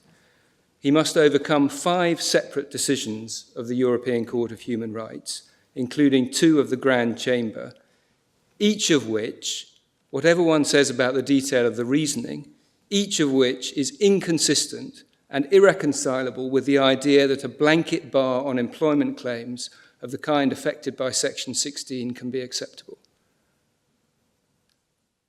Secondly, he must overcome a decision of the Grand Chamber of the Court of Justice to the effect that the critical test to apply as regards state immunity and embassy employment claims is whether the employment related to sovereign functions performed iure imperii or not, and which is also quite inconsistent and irreconcilable with the blanket bar. Thirdly, he has to overcome, and this is the no material diversity point, he has to overcome and confront a review of state practice in 2017, which reveals that the approach adopted by Section 16 almost 40 years ago is what one of the leading commentators in the field has characterized as the harshest in the developed world, and which is substantially isolated, whether one compares it with the position in the rest of Europe, in the Americas, in Asia, in Africa, in the Middle East, or in the Pacific region. That's directed to Section 16. That's Section 16, my lord, yes. And so it's important, we say, to emphasize again, there is really no material diversity here, and it's quite wrong and unfair to take out of context what the Court of Appeal said about diversity of practice in its judgment. What the Court of Appeal was saying was there's no absolute uniformity as to how states approach the issue of immunity in the employment context, but there is no material diversity in the context of service staff. And so far as Section 4.2b is concerned, the Secretary of State has to defend a position the substance of which has been recognised since 1999 as discriminatory by both the International Law Commission Working Group, charged with the drafting of the UN Convention, and including as it did leading international jurists such as Professor Brownlee and Professor Crawford, and the views to the same effect of a series of leading academic commentators, including Lady Fox and Professor Wilmshurst. Now, I'll address each of the 3 questions in turn, but I'd like, before taking them in turn, to summarise what we submit to be the 6 central errors undermining the Secretary of State's case at the outset, some of which I've already referred to in the exchanges we've already had. The first error is that the Secretary of State wrongly proceeds on the basis that the Court of Appeal failed to determine whether Article 6 was engaged at all. This is a submission he makes at paragraph 62 of the printed case. That is simply not the case. The Court of Appeal held that Article 6 was engaged and breached, whether one applied the Holland and Lamp and Wolf approach or the Strasbourg approach. The second error is that the Secretary of State does indeed adopt the wrong starting point for the analysis of compliance with Article 6 once it is engaged. As a result, he poses the wrong question, both as a matter of principle and of authority, and arrives at the wrong destination. The correct starting point, even in the state employment context, is one of restrictive immunity, not absolute immunity. And it's notable that both the Secretary of State and Libya conceded that before the Court of Appeal. We've included the quotations from their skeleton arguments before the Court of Appeal, paragraph 25.1a of our printed case. Once one appreciates that correct starting point, the critical question identified in the Strasbourg case law from Al-Adsani through to Jones is not whether a perfectly crystallized, uniformly applied exception to immunity is made out in the abstract, but rather whether, against the background of restrictive immunity, whether the particular restrictions on access to court standing in the way of Miss Janah and other claimants similarly situated can themselves be said to reflect generally accepted rules of international law, or to use the language of Lord Millett and the Court of Appeal, to be required by international law. So the question is, can the Secretary of State show, through a review of international law, that Section 16 and Section 42b are required as a matter of international law? And it's worth emphasizing on this critical question of starting point that the jurisdictional immunities case and the Al-Adsani case, both relied upon heavily by the Secretary of State for the purposes of her submissions in this regard, concern cases which were exclusively concerned with official acts, iure imperii, torture, because that is the definition, part of the definition of torture in international law, and in the jurisdiction, and that's the Al-Adsani case, and the jurisdictional immunities case, because the case was all about the wartime activities of armed forces, perhaps the paradigm example of iure imperii conduct, conceded to be such between Germany and Italy in those proceedings. So unsurprisingly, in Al-Adsani, it was common ground that there was a generally accepted principle of international law that a forum state had no jurisdiction over claims for personal injury occurring outside the forum state. And in the jurisdictional immunities case, it was common ground that no questions at all of iure gestionis arose. And that's paragraph 60 of the ICJ's judgment, which was a paragraph not shown to the court by Ms. Stein. And that's Core Authorities 3, tab 21, paragraph 60, MS 1593. And the reference in Al-Adsani is Core Authorities 2, tab 13, paragraph 57, MS 1360. So that's the second, and in the end we say determinative error in the Secretary of State's approach. The whole case comes crashing down once one starts from the right starting point. The third error then is no material diversity. It's quite superficial and wrong to say, oh look, we can show different states doing different things broadly in the sphere of state immunity. That's to ask too general and the wrong question. And it's quite clear what the Court of Appeal was doing in this regard at 46, 47 and 65 of its judgment was to address the correct question of whether these restrictions could be shown to fall within a tenable view range. The fourth fundamental error in the Secretary of State's approach is that he seeks to proceed on the basis that the Court of Appeal's decision was dependent on either a full endorsement of the reasoning in QDAC or a conclusion that all aspects, every single line of Article 11 of the 2004 Convention reflected customary international law. But as the Court of Appeal was careful to state at paragraphs 29 and 30, its approach rested on neither such conclusion.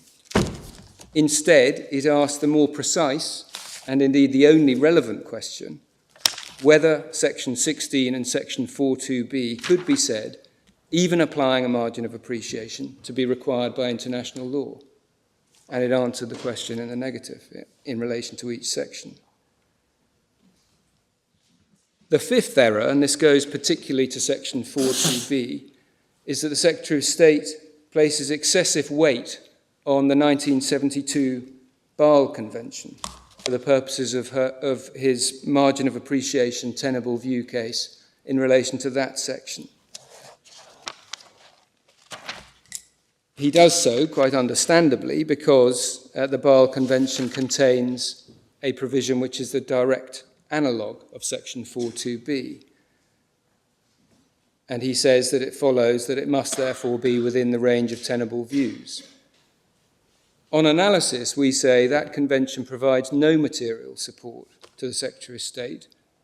Once it is appreciated, as the Court of Appeal found, that 5 of the other 7 signatories to that convention do not consider it to represent customary international law. There was no information available in relation to the other 2. Once it is appreciated that 38 members of the Council of Europe are not signatories to the convention at all. Once one appreciates that if it is not representative of customary international law, the Basel Convention can, on no view, evidence an obligation owed to Libya or to Sudan. Once one acknowledges that it is over 45 years old, and once one recognises that a draft provision, also in materially identical terms, was rejected as long ago as 1999 by all those involved in drafting the 2004 Convention. And the sixth and final error on the part of the Secretary of State, and this is really the beginning and the end of his case on seeking to show state practice embraces the approach taken in Section 16 and Section 42b, is to seek comfort from assertions of state immunities by other states. Now that, we say, goes nowhere once one appreciates the fact, first, that those assertions of state immunity failed to carry the day in the court proceedings they were made, in most, if not all, cases. Once one appreciates that in many cases they were not even pursued on appeal by the state asserting the immunity, let alone before the ICJ, as Germany chose to do in relation to Italy. Once one appreciates that the assertions of state immunity relied upon by the Secretary of State are actually inconsistent with the internal law of the asserting state. Once one appreciates that the assertions of state immunity were in many cases much more nuanced and didn't invoke blanket bars and the like. And finally, and we'll come back to this in more detail in relation to the table that we were given yesterday,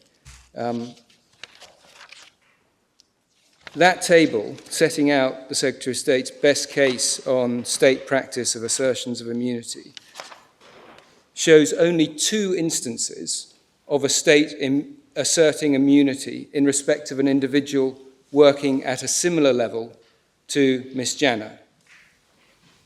In one case, a housemaid, in another case, a gardener.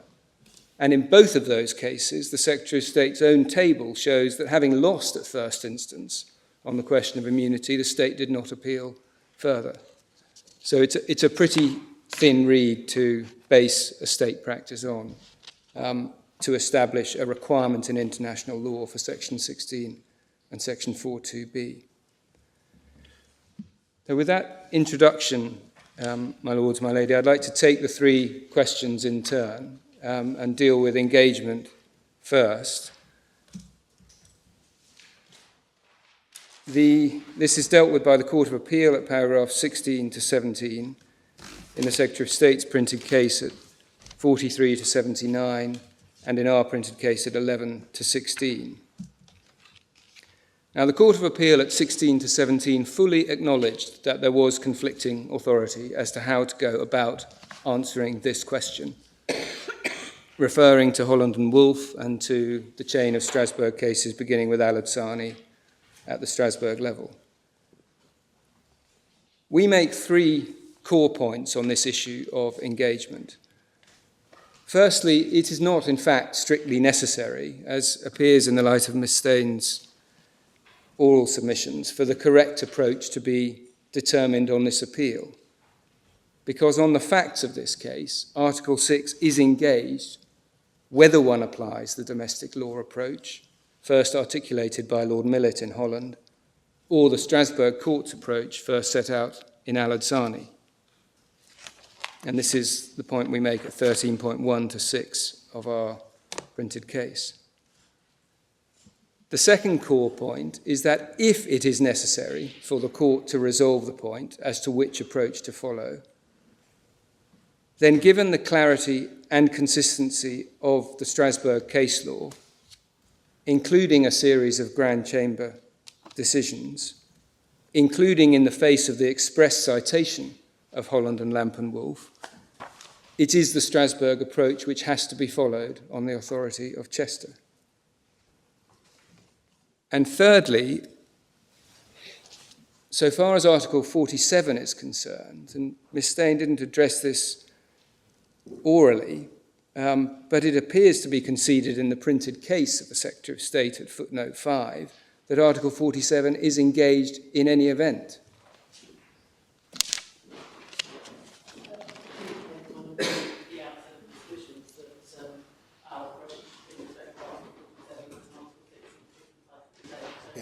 That's not conceded.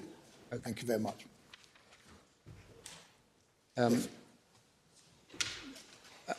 I'd like to look first then at whether it's actually necessary to resolve the conflict of approach. Now, I'll take engagement more quickly than I was planning to in the light of the way Ms. Stain has addressed the court orally. Right. But I would like to show the court Holland and Lampen-Wolff, Al-Adsani, and Mr. Justice Leggett's decision in Rahmatullah, because they also provide, we submit, useful assistance, not only on the question of engagement, but also on the question of what the right test is, and indeed what the correct starting point should be. So Holland is at Core Authorities tab, Bundle 1, Tab 5, MS 853.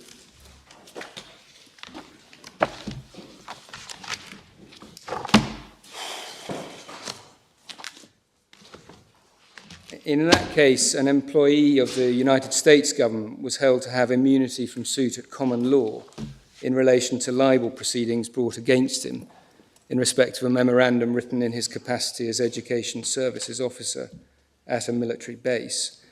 And the immunity in issue in that case was governed by the common law because of Section 16.2 of the State Immunity Act, and the position at common law was held to be unaffected by the rights contained in Article 6 of the Convention. And Lord Millet gave the leading speech, and a series of passages in his speech illustrate that his reasoning in holding that Article 6 was not engaged rested on an identification of what the rules of international law require, all of them using the language of obligation. If the immunity afforded under English law was no greater than that required by international law, then Article 6 would not be engaged. If, on the other hand, the immunity was wider than that required by international law, then it would be. And the key passages are at 1588D,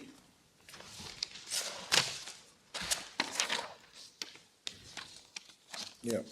Sorry, what? MS 868, 1588D. Yeah. State immunity is imposed from without. It is a limitation imposed from without upon the sovereignty of the United Kingdom itself. 1588E to F the United Kingdom cannot, by its own act of acceding to the Convention and without the consent of the United States, obtain a power of adjudication over the United States which international law denies it. 1588H, further down, in explaining why the then pending Strasbourg admissibility decisions in Fogarty, Al-Adsani and McElhenney did not alter the position. In each of, this is the very last 3 lines of that page, in each of the cases, however, the applicant is arguing that the immunity in question goes further than international law requires. And 1589A, in the end, Dr. Holland was compelled to concede that unless our domestic law accords immunity in circumstances where it is not obliged to do so by international law, recourse to the Convention does not assist her. Now, our case here is, of course, quite the opposite. We contend, as the Court of Appeal found, that both sections of the State Immunity Act under challenge do go further than international law requires and do accord a level of immunity that the United Kingdom is not obliged to provide. Now, before leaving Holland, I'd just also like to refer to Lord Hope's speech, if I may, at 1578, C to D, MS 858, where Lord Hope sets out his view that Article 6 did not preclude a state from granting immunity to a foreign state in accordance with its international law obligations in respect of acts which can properly be characterised as iure imperii. He did not state in terms whether that view was expressed as a matter of engagement or as a matter of substance once engaged. But his formulation and his reference to international law obligations as the touchstone, we say accords very closely with the approach of the Court of Appeal here, and we say in substance with the approach of the European Court of Human Rights, both on the question of engagement and of breach.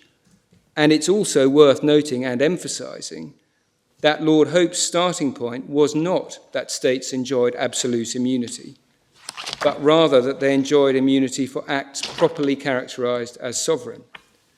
Now that's important, as I've already submitted, because it illustrates perhaps the central fallacy at the heart of the Secretary of State's case in these proceedings, that there should be a starting point of absolute immunity, and that should be the finishing point, unless Ms. Janah can demonstrate a fully and perfectly crystallised exception to that absolute immunity.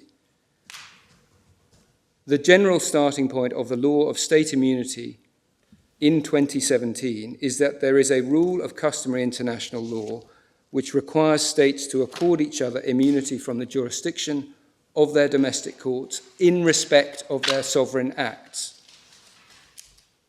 Now that is evident from Lord Hope in Holland and Lamp and Wolf. It's also a formulation used by my Lord Sumption in the Belhadge case, at Core Authorities 2, tab 10, paragraph 181, agreed with by my Lord Newburger, Baroness Hale, Lord Clark, Lord Hughes and Lord Mance. Which paragraph of Lord Sumption? Lord Sumption 181, my Lord. Thank you very Core much. Authorities 2, tab 10, MS 1237. Thank you. Oh, yes, we were referred to that. That's quite right. Yes, sorry, I was forgetting. Yep. You've been referred to the judgment. I don't think... Well, I think we have been referred to 181, yep. But my mistake. Thank you. It's this particular definition Quite. of state immunity that I emphasise. Yes, I didn't quite pick that up. Thank you. And for my Lord's reference, it's agreed with by my Lord Newburger at 116 and so on. So the more specific starting point here, and the correct starting point here, is that there is no generally recognised entitlement to immunity for states in the employment context. And as I say, that was actually conceded before the Court of Appeal, as we point out at 25.1a. Yeah. Well printed Except where there acts iure imperii. Exactly. I mean, your submission is presumably not that all employees of a diplomatic mission are, by the nature of employment law, acts iure gestionis, or is it? Not in this appeal, my lord, no. Well, no, you don't have to go that far. But, I mean, No, my lord, it's not. does one look at the functions of the individual and distinguish between some as falling into one category and others as falling into another, or is there a general rule? No, one does look at the functions, my lord. Yes. So a diplomat might be different from a cleaner. A diplomat might be different from a cleaner. And to give an example on that, and it's actually an error that's made in Fogarty that I'll come on to illustrate. In Fogarty, there's a passing reference to an assertion that in 1991 or 1999, I can't recall which, there was a general rule that employees of embassies could not bring claims. And there was a citation to some passage in the commentary to the draft articles which was said to support that. In fact, when one looks at that commentary, it's talking about accredited diplomats, in particular heads of mission, who would not be able to bring claims. And that's, in a sense, because it inevitably, a case like that will inevitably engage the sovereign function issue. It's likely to do so both at the stage of the initial employment of that individual, and it's likely to do so at the stage of investigating the circumstances of that individual's complaint. But where one is dealing, as we are on this case, with the position of someone right at the other end of the spectrum, with no disrespect to them, in the service staff, whose function in no way whatever touches upon sovereign aspects of the mission, the position is quite different. And so, if I was here challenging a provision of the State Immunity Act which barred a head of mission from bringing a claim in relation to his employment rights in an English court, it would be very difficult for me to say that that was an outlandish, untenable view as to the approach taken in international law. But where we're dealing with someone right at the other end of the spectrum, it's we say, an unanswerable case. The difficulties lie in the area of administrative and technical staff. My lord, yes, and that we see that in the case law. There's no difference in terms of the approach, the analytical approach being taken. The same question is being asked: is this sovereign function territory or not? And we need to look at the detail. And we see in the case law that people as high up as accountants or with as complex tasks as accountants within a mission may be able still to say that they're not concerned with sovereign functions. But that isn't a challenge that we face on this case. No. Yes. So that's Holland and Belhaj on starting point. Still on engagement, Al-Adsani is the next case I wanted to go to, which is also in Core Authorities, Bundle 2, Tab 13, Yep. MS 1343. Yep. And we have MS, at paragraph 44, we have the government's submissions set out, at MS 1356, and it's notable there that the government itself is using the test of what international law required by way of the grant of immunity in contending that Article 6 had no application. It contended that Article 6 could not extend to matters outside the state's jurisdiction, and that as international law required an immunity in the present case, the facts fell outside the jurisdiction of the national courts. And then at 46 to 48, the Grand Chamber addressed that submission. At 47, it emphasised that it would not be consistent with the rule of law for a state to be able to remove a whole range of civil claims or confer immunities without any restraint or control by the Convention. And at 48, it held that the government's approach to engagement and the application of Article 6 should not be accepted. And it did so on the basis that the substantive right against the state could not be said to be extinguished by state immunity because it was not barred in limine, as illustrated by the potential for waiver of immunity. And so on that basis, and Ms. Stain was quite right to say the substantive procedural distinction goes back as far as that, On that basis, it said that the grant of immunity was to be seen not as qualifying a substantive right, but as a procedural bar, bringing with it the application of Article 6. And the court then turned to the question of compliance with Article 6 once engaged at paragraphs 52 to 56, and it made 4 key findings. First, that the right of access to court was not absolute, and that states enjoyed a certain margin of appreciation in their approach to Article 6. That's paragraph 53. Yep. There's no dispute between us. Secondly, that the ultimate decision as to compliance with the convention still rested with the court, and it would have to be satisfied that any limitation on access to court, so any imposition of immunity, pursued a legitimate aim and demonstrated a reasonable relationship of proportionality between the means employed and the aim sought to be achieved. That's 53 again. Thirdly, paragraph 54, again, no issue between us. The grant of immunity to sovereign states pursued a legitimate aim of complying with international law. We, of course, emphasise the word complying.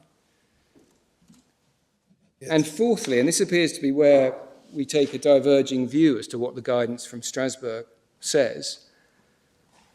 Fourthly, and this is paragraph 56, that measures taken which reflect generally recognised rules of international law could not in principle be regarded as imposing a disproportionate restriction on access to court.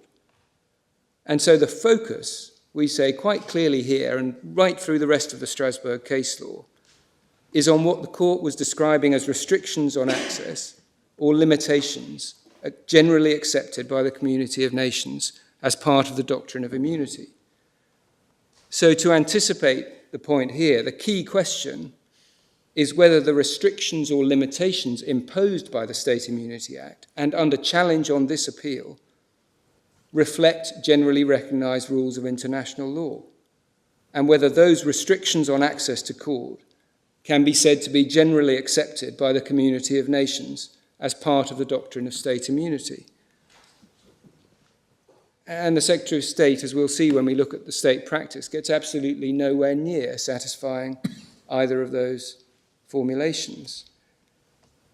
Just to note in passing the point I made in my summary of 6 errors and the points I made about the starting point, it's apparent from paragraph 57, entirely unsurprisingly, that it was common ground that subject to the issue of torture, the grant of absolute immunity for personal injury claims arising outside the forum state was required by treaty law and general international law. And the only question in that case was whether that absolute immunity could be displaced by reference to the torture factor.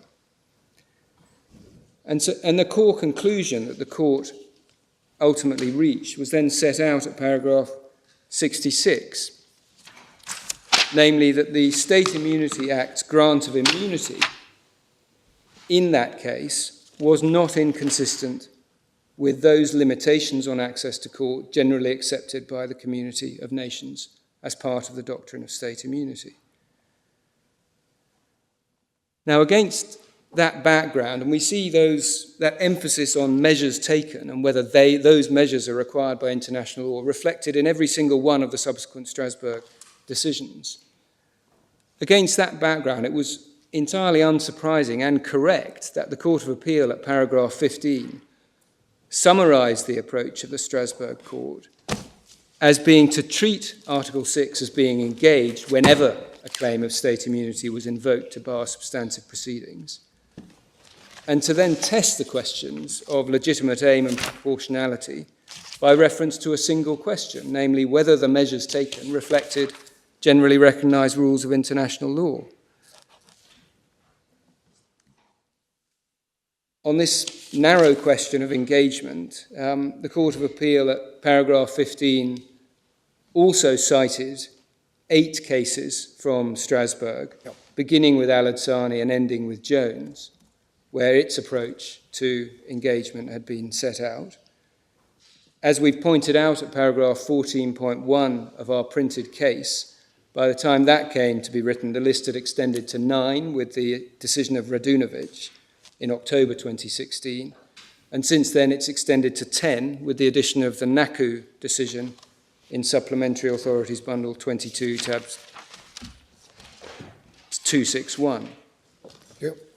So 3 points merit emphasis on this first question, albeit perhaps the least controversial one between us as it's emerged in oral submissions of engagement.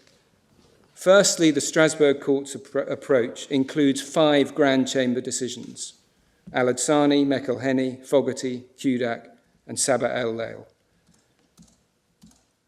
Secondly, what might be termed the Holland approach has now been advanced to the Strasbourg Court on 4 separate occasions in argument and rejected on each occasion.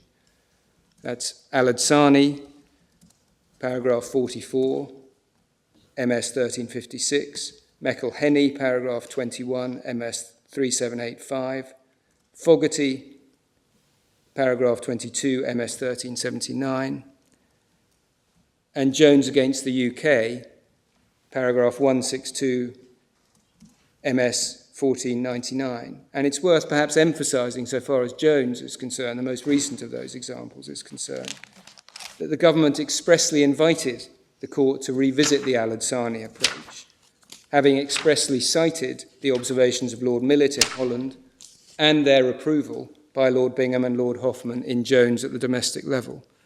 And the reference for that to the government's observations is Bundle A 20, tab 246, MS 7157 to 7159. So that's the second core point. Strasbourg has considered this argument and it's rejected it. And the third core point is that the approach of the Strasbourg Court does not lack support from other sources. And this is the point we make at paragraphs 15.1 to 15.3 of our printed case. It is consistent with the observations of the International Court of Justice that we've set out there, and it is consistent with the view taken by at least 2 leading academic commentators in the field. In addition, and since the printed case was finalised at the end of last year, it is an approach which we say gains further support as a result of the judgments of this court in Belhaj and Serdar Mohammed. The observations of my Lord Sumption in Belhaj at paragraph 282, in which the distinction between substance and procedure is emphasised, and the observations of my Lady Baroness Hale in the Serdar Mohammed case at paragraphs 42 to 45, MS 1305 to 1306, agreed with by my Lord Sumption, Lord Neuberger and Lord Mance.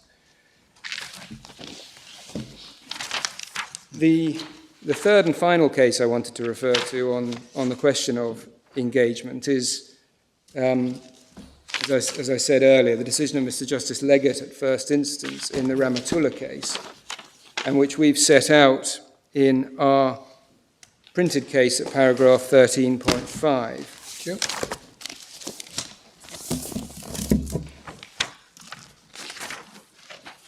This is page 265, yeah. Yes. And as you see from the quotation in our printed case at 13.5, Mr. Justice Leggett is taking the same approach as the Court of Appeal, both in terms of saying that the same destination is arrived at, whichever approach is taken, and secondly, in using the language of requirement.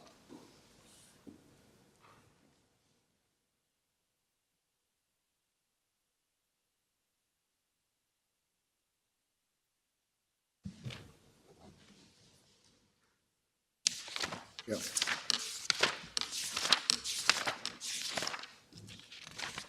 So, my lords, my lady, on engagement, the only final point is that if it is necessary to determine whether the approach of Lord Millett in Holland and Lamp and Wolf or the Strasbourg approach is to be followed, then we say it should be the latter. And that is in essence because of the clarity and consistency of Strasbourg's position and the fact that it has now repeatedly rejected the Holland approach, despite its express citation and the express invitation to adopt it. And the passages from the court's decision in Chester, which we've cited at paragraphs 14.2 and 14.3 of our printed case, lead, we say, inexorably to that outcome. The dialogue Lord Mance referred to has taken place and has left the position clear in Strasbourg. This is not a case of egregious oversight. The point has been expressly raised and addressed. And it is not a case involving some egregious misunderstanding of some aspect of English law. Certainly it's a different view to Lord Millet's, but as we've explained, it's supported by some academic commentators, by the International Court of Justice, and by the observations of my Lady Baroness Hale and my Lord Sumption in Belhaj and Serdar Mohammed. What do you say about Markovic? Markovic in Italy, where the Strasbourg court accepted that you could have a rule of substantive law which excluded jurisdiction, and the substantive character of that rule would therefore make it proof against the application of Article 6. That analytically, we say, is no different to the approach the court took in Belhaj in relation to the Act of State doctrine. And if the characterization of the invocation of immunity is, as it has repeatedly been, that it is of a procedural nature, then that is the answer. Markovic is entirely consistent with the approach in relation to Act of State and Belhaj. Well, it's of a procedural nature in the sense that it doesn't affect the contents of any relevant duty or affect the availability of any defence. So it's non-substantive, but it's really a rule of substantive law with having procedural effects, essentially because it can be waived.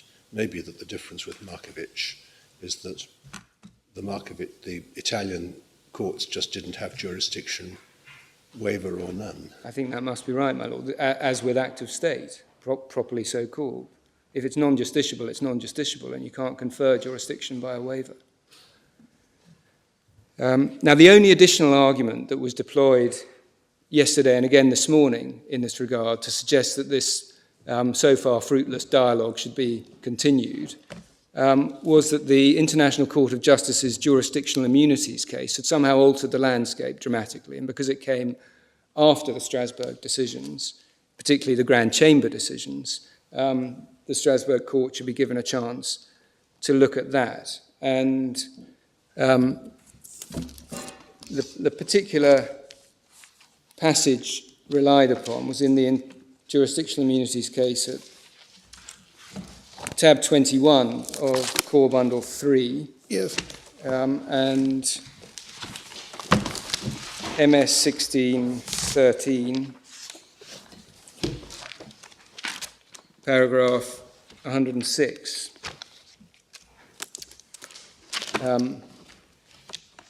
And particularly the last 8 lines of that paragraph. As explained in paragraph 56 above, according to international law, state immunity where it exists is a right of the foreign state.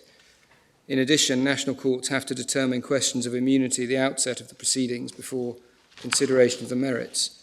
Immunity cannot, therefore, be made dependent upon the outcome of a balancing exercise of the specific circumstances of each case to be conducted by the national court before which immunity is claimed. Now, there are at least 3 problems with the Secretary of State's invocation of that paragraph as suggesting that somehow the landscape has materially changed. First, the context was dramatically different. This was the International Court of Justice responding to submissions by Italy that, given the horrendous circumstances of the Second World War and the war crimes that had been perpetrated, that should be somehow weighed in the balance to displace or qualify state immunity. And that's obviously not this case. Secondly, the Secretary of State's approach skips over the crucial words where it exists. So it assumes, as a starting point, that state immunity exists. And as we've already submitted, that is not the correct starting point in this case. In jurisdictional immunities it was, because it was conceded that the case was all about jure imperii, and it was conceded that states generally had an obligation to afford immunity in relation to jure imperii actions. And the third problem with it is that it's in no way inconsistent, or as a foundation for suggesting some new dialogue, is that it's in no way inconsistent with the approach that Strasbourg already takes in relation to state immunity. Strasbourg does not engage in a balancing exercise based on the relative moral value of access to court versus the imposition of state immunity. What it does is ask the simple question whether applying a margin of appreciation, the particular measures in issue in the case and restricting access to court reflect generally recognised rules of public international law. If they do, then that's an answer. If they don't, then that's a breach. So there's nothing there to suggest any need for further dialogue. And it would be particularly surprising if there was a need for further dialogue in circumstances where it is now apparently agreed between us at least that if I'm right, that the correct test is there's no requirement, whether there's a requirement in international law for these particular measures. And if I'm right, that state practice and all the other sources show there is no such requirement, then a breach is made out, whether engagement technically is reached by one route or another. So that only leaves Article 47, and I am grateful for the clarification as to a non-concession by the Secretary of State. If I'm right on Article 6, I'm also right on Article 47, and on that much we agree. There are 3 additional points that can be made by reference to Article 47, which I anticipate Mr. O'Neill may take some time with, and I don't intend to. They're set out at paragraph 16 of our printed case. Article 47 is wider than Article 6. It encompasses Article 13, not one of the scheduled provisions to the Human Rights Act. It's common ground here, of course, that Ms. Janah has alleged that her European Union law rights have been violated. And it's also clear as a matter of European Union law that even measures which implement an international law measure are susceptible to review by EU courts in the light of the fundamental rights guaranteed by the Union. And we get that from Caddy and the sanctions cases and so forth.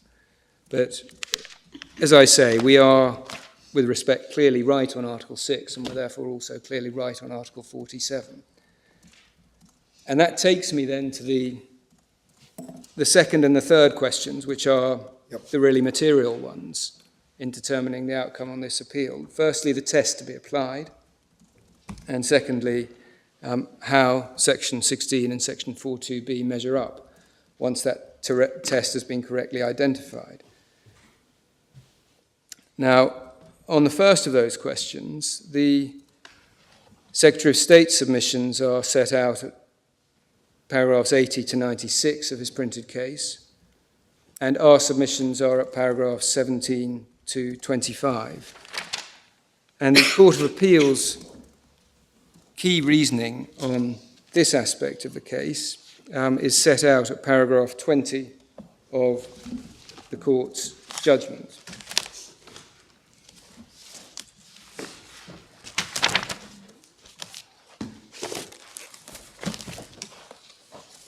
Just by letter E on page 366 of the internal pagination. MS. I'm sorry, my lady. MS 429. I'm sorry, I've got my Court of Appeal judgment set. One of these days, Mr. Otti, everybody will be doing what I'm doing. So. I know, including me, my lady. Make sure. I'm sorry, my lady. MS 429. I'm grateful Thank you very to Mr. much. Luckhurst. Although it may be formulated in different ways, we are concerned here with essentially one test, which is whether the grant of immunity is required by international law. In our view, this follows from the fact that the legitimate aim at which these means are directed is compliance with international law. Now, the Secretary of State's approach, we say, with respect, fails to address this passage or the unimpeachable logic underpinning it. If a measure is not required by international law, it is very hard to see how it can be necessary to achieve compliance with international law. Now, in our printed case, we've set out 6 reasons why the Court of Appeal's approach is correct and the Secretary of State's challenge to it has to fail. And they're set out at paragraphs 20 through to 25, beginning at MS 273. The first reason is the one that will already be apparent from the passages that I emphasised in Al-Adsani and that are mirrored in the entirety of the rest of the case law.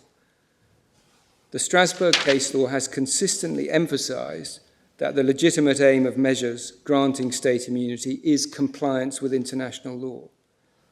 And it has repeatedly referred to the need for the measures imposing state immunity to reflect rules of international law.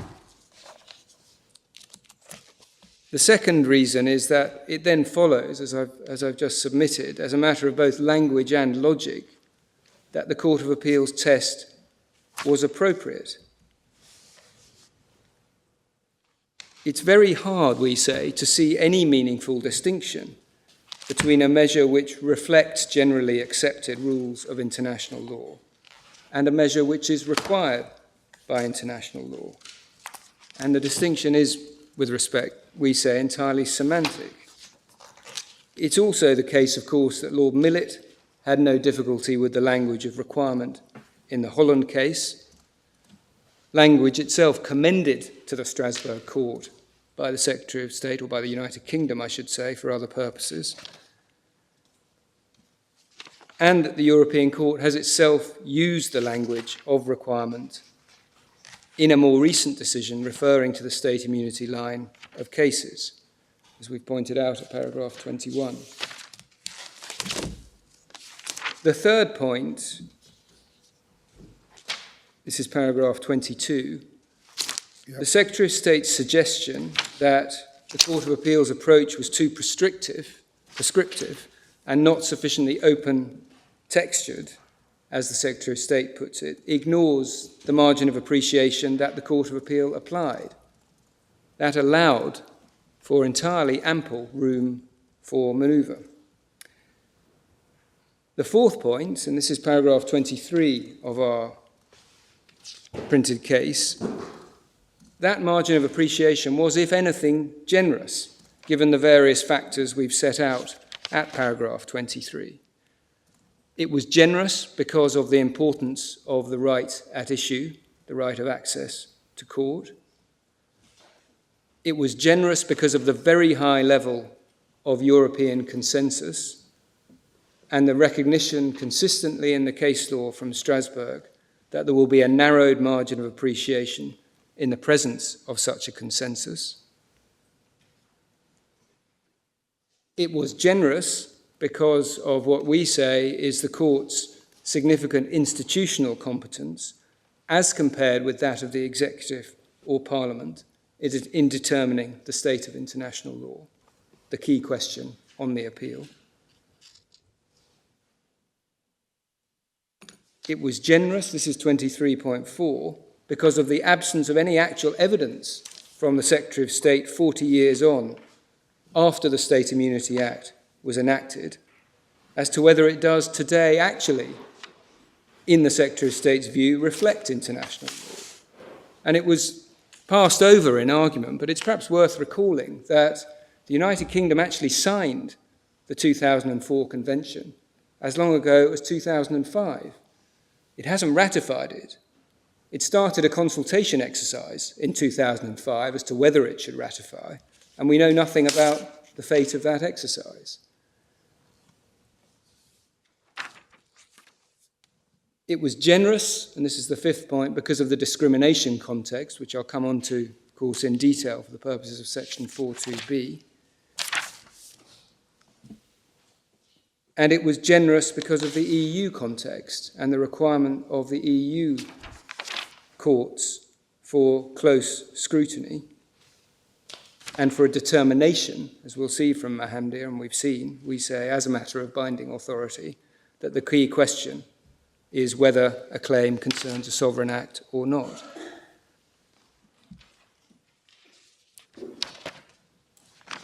So that was the fourth of my 6 reasons, with each of those factors showing the margin of appreciation to be generous. The fifth point is that we make at paragraph 24, and it is the inability of section 4.2b and section 16.1a to pass muster, whichever way the test is formulated. So, in a sense, rather like engagement, we get to the same destination, whether you prefer the Court of Appeal's formulation, Lord Millett's formulation of required by international law, or you prefer the Strasbourg formulation of reflects rules of public international law. We say they come to the same thing, and the same result is arrived at whether you apply one or the other. And the sixth and the final point, which is the one I've already spent some time on this morning, and it's perhaps the most important, as I say, is that the Secretary of State is simply wrong.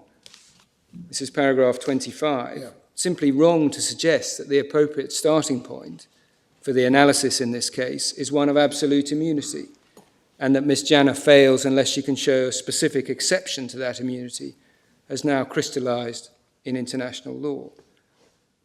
And we make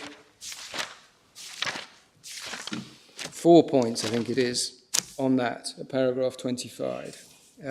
First, the concession that was made by the Secretary of State, and indeed by Libya, when they were participating in these proceedings before the Court of Appeal, and that we've quoted at footnote 30 on page MS 280. Both the Secretary of State and Libya conceded that there was widespread acceptance that there was no absolute immunity in relation to state employment contracts.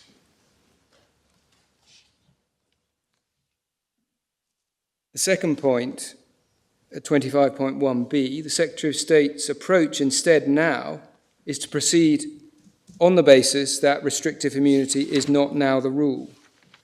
Now, it is only China, as we saw illustrated by the FGH Hemisphere case in the Hong Kong Court of Appeal. It is only China which does not embrace a doctrine of restrictive immunity. And it's somewhat surprising in that context for the Secretary of State to seek to assert a starting point of absolute immunity in order to allow resistance to claims brought by cooks and cleaners in this jurisdiction. The third point on starting point, as we've seen, is that it's simply not the approach that the Strasbourg Court takes. Now, Ms. Stein said on a number of occasions that the Strasbourg Court did indeed take this approach of absolute immunity and seek to identify whether an exception had been carved out. Well, with respect, it didn't do any such thing. That was the way the analysis unfolded in Al-Adsani because of the common ground that existed in Al-Adsani, both that jus imperi issues would be involved, but also, most significantly, that it was customary international law that personal injury claims could not be brought in relation to injuries occurring outside the forum state. But the approach we see from the statements of principle in Al-Adsani and every single other case is that absolute immunity is not the starting point. The approach is instead to look at the specific measures restricting access to court and to ask whether the grant of immunity in that particular case, by reference to those measures, reflects generally recognised rules of international law. Now, I don't think I need go to every single one of them, but I would like just to emphasise the references, if I may. Al-Adsani, we've seen, it's paragraphs 55 to 56, MS 1343. Fogarty, MS 1372, paragraph 36 and 39. Kudak, MS 1392, paragraphs 57, 70, 74. Sabah al-Lail, MS 1427, paragraphs 49 and 54. Wallishauser, MS 1432, paragraphs 59 to 60 and 65. Oleynikov, paragraphs 60 to 61 and 67 at MS 4002. Jones at paragraphs 186 to 189, MS 1460.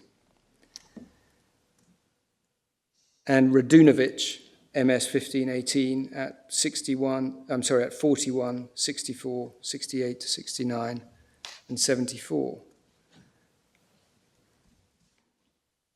The fourth point on this is that it's also clear from the Strasbourg case law that it does not place the burden of proof on applicants in this regard. This is paragraph 25.2 of our printed case. Instead, it seeks to ascertain the state of international law for itself, and if anything, it places the burden of justification on the state. The passages we've cited at 25.2a suggest at most a neutral approach to the burden of proof, focused on the restrictions themselves. As we pointed out at 25.2b of the printed case, the ordinary approach when one's dealing with justification of restrictions on qualified rights is to place the burden on the state. And from this specific context, we've seen clear indications that Strasbourg places the burden on the state invoking immunity. And we get that by way of example from Kudak at tab 15 of Core Bundle 2, paragraph 70, where as part of the basis for finding against Lithuania on the facts of that case, the court observed that neither the Lithuanian Supreme Court nor the respondent government have shown how these duties, the duties of the applicant, could objectively have been related to the sovereign interests of the Polish government. It's MS 1409. And as I say, Al-Adsani provides the Secretary of State with no assistance whatever in this regard, given the fact that it was concerned with a case about torture and given the fact that it was concerned with a case about injury occurring outside the forum state. Now, in addition to the cases that we've set out in the printed case, there is also the most recent decision of Naku and Lithuania, which the court has in the supplementary bundle at tab 261, supplementary MS 68.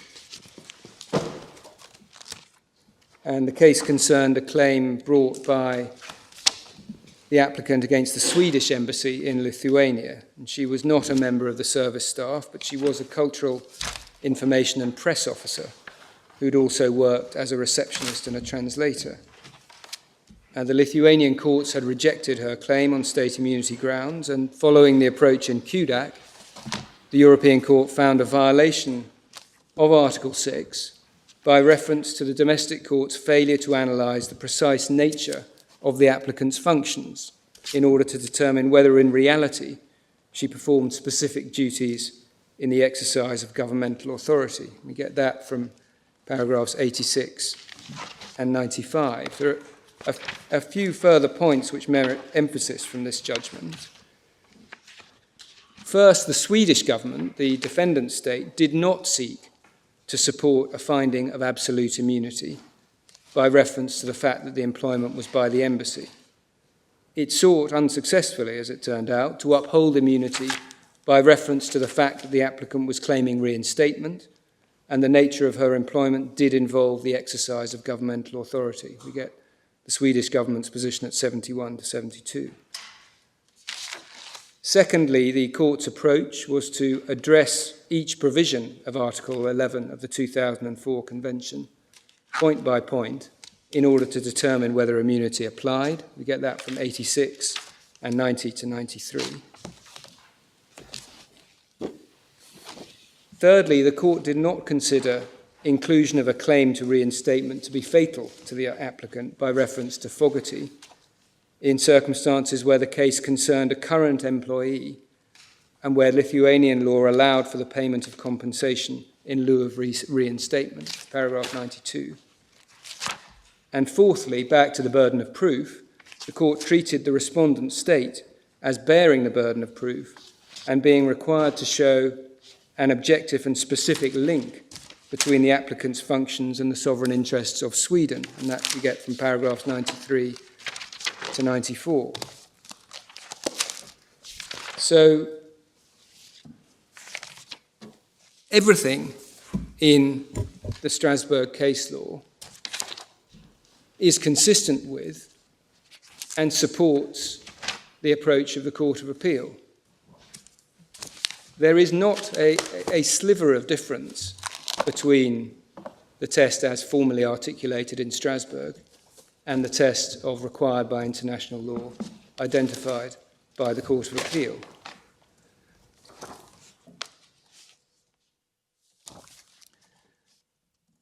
And once that correct starting point of restrictive immunity and that correct test of whether Section 16 and Section 42B can sensibly be said to be required by international law is appreciated,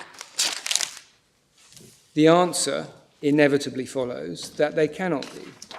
Now, it's not clear, and it may be my fault, it's not clear to me whether the Secretary of State disputes that, if I'm right on the test, whether the Secretary of State seeks to contend that Section 16 and Section 42B are genuinely required by international law.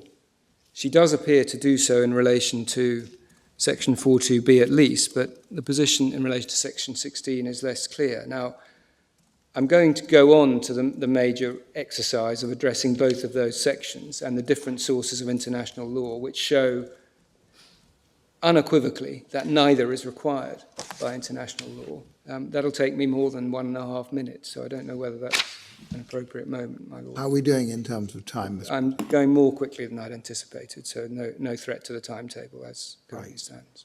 So, as it would otherwise be a long day, if we were to rise at 4, we would be all right to finish by 1 o'clock tomorrow. Yes, I would anticipate we will. Yes. Very much. Well, we'll discuss it, but we may well decide to do that. Thank you very much. Court's adjourned now.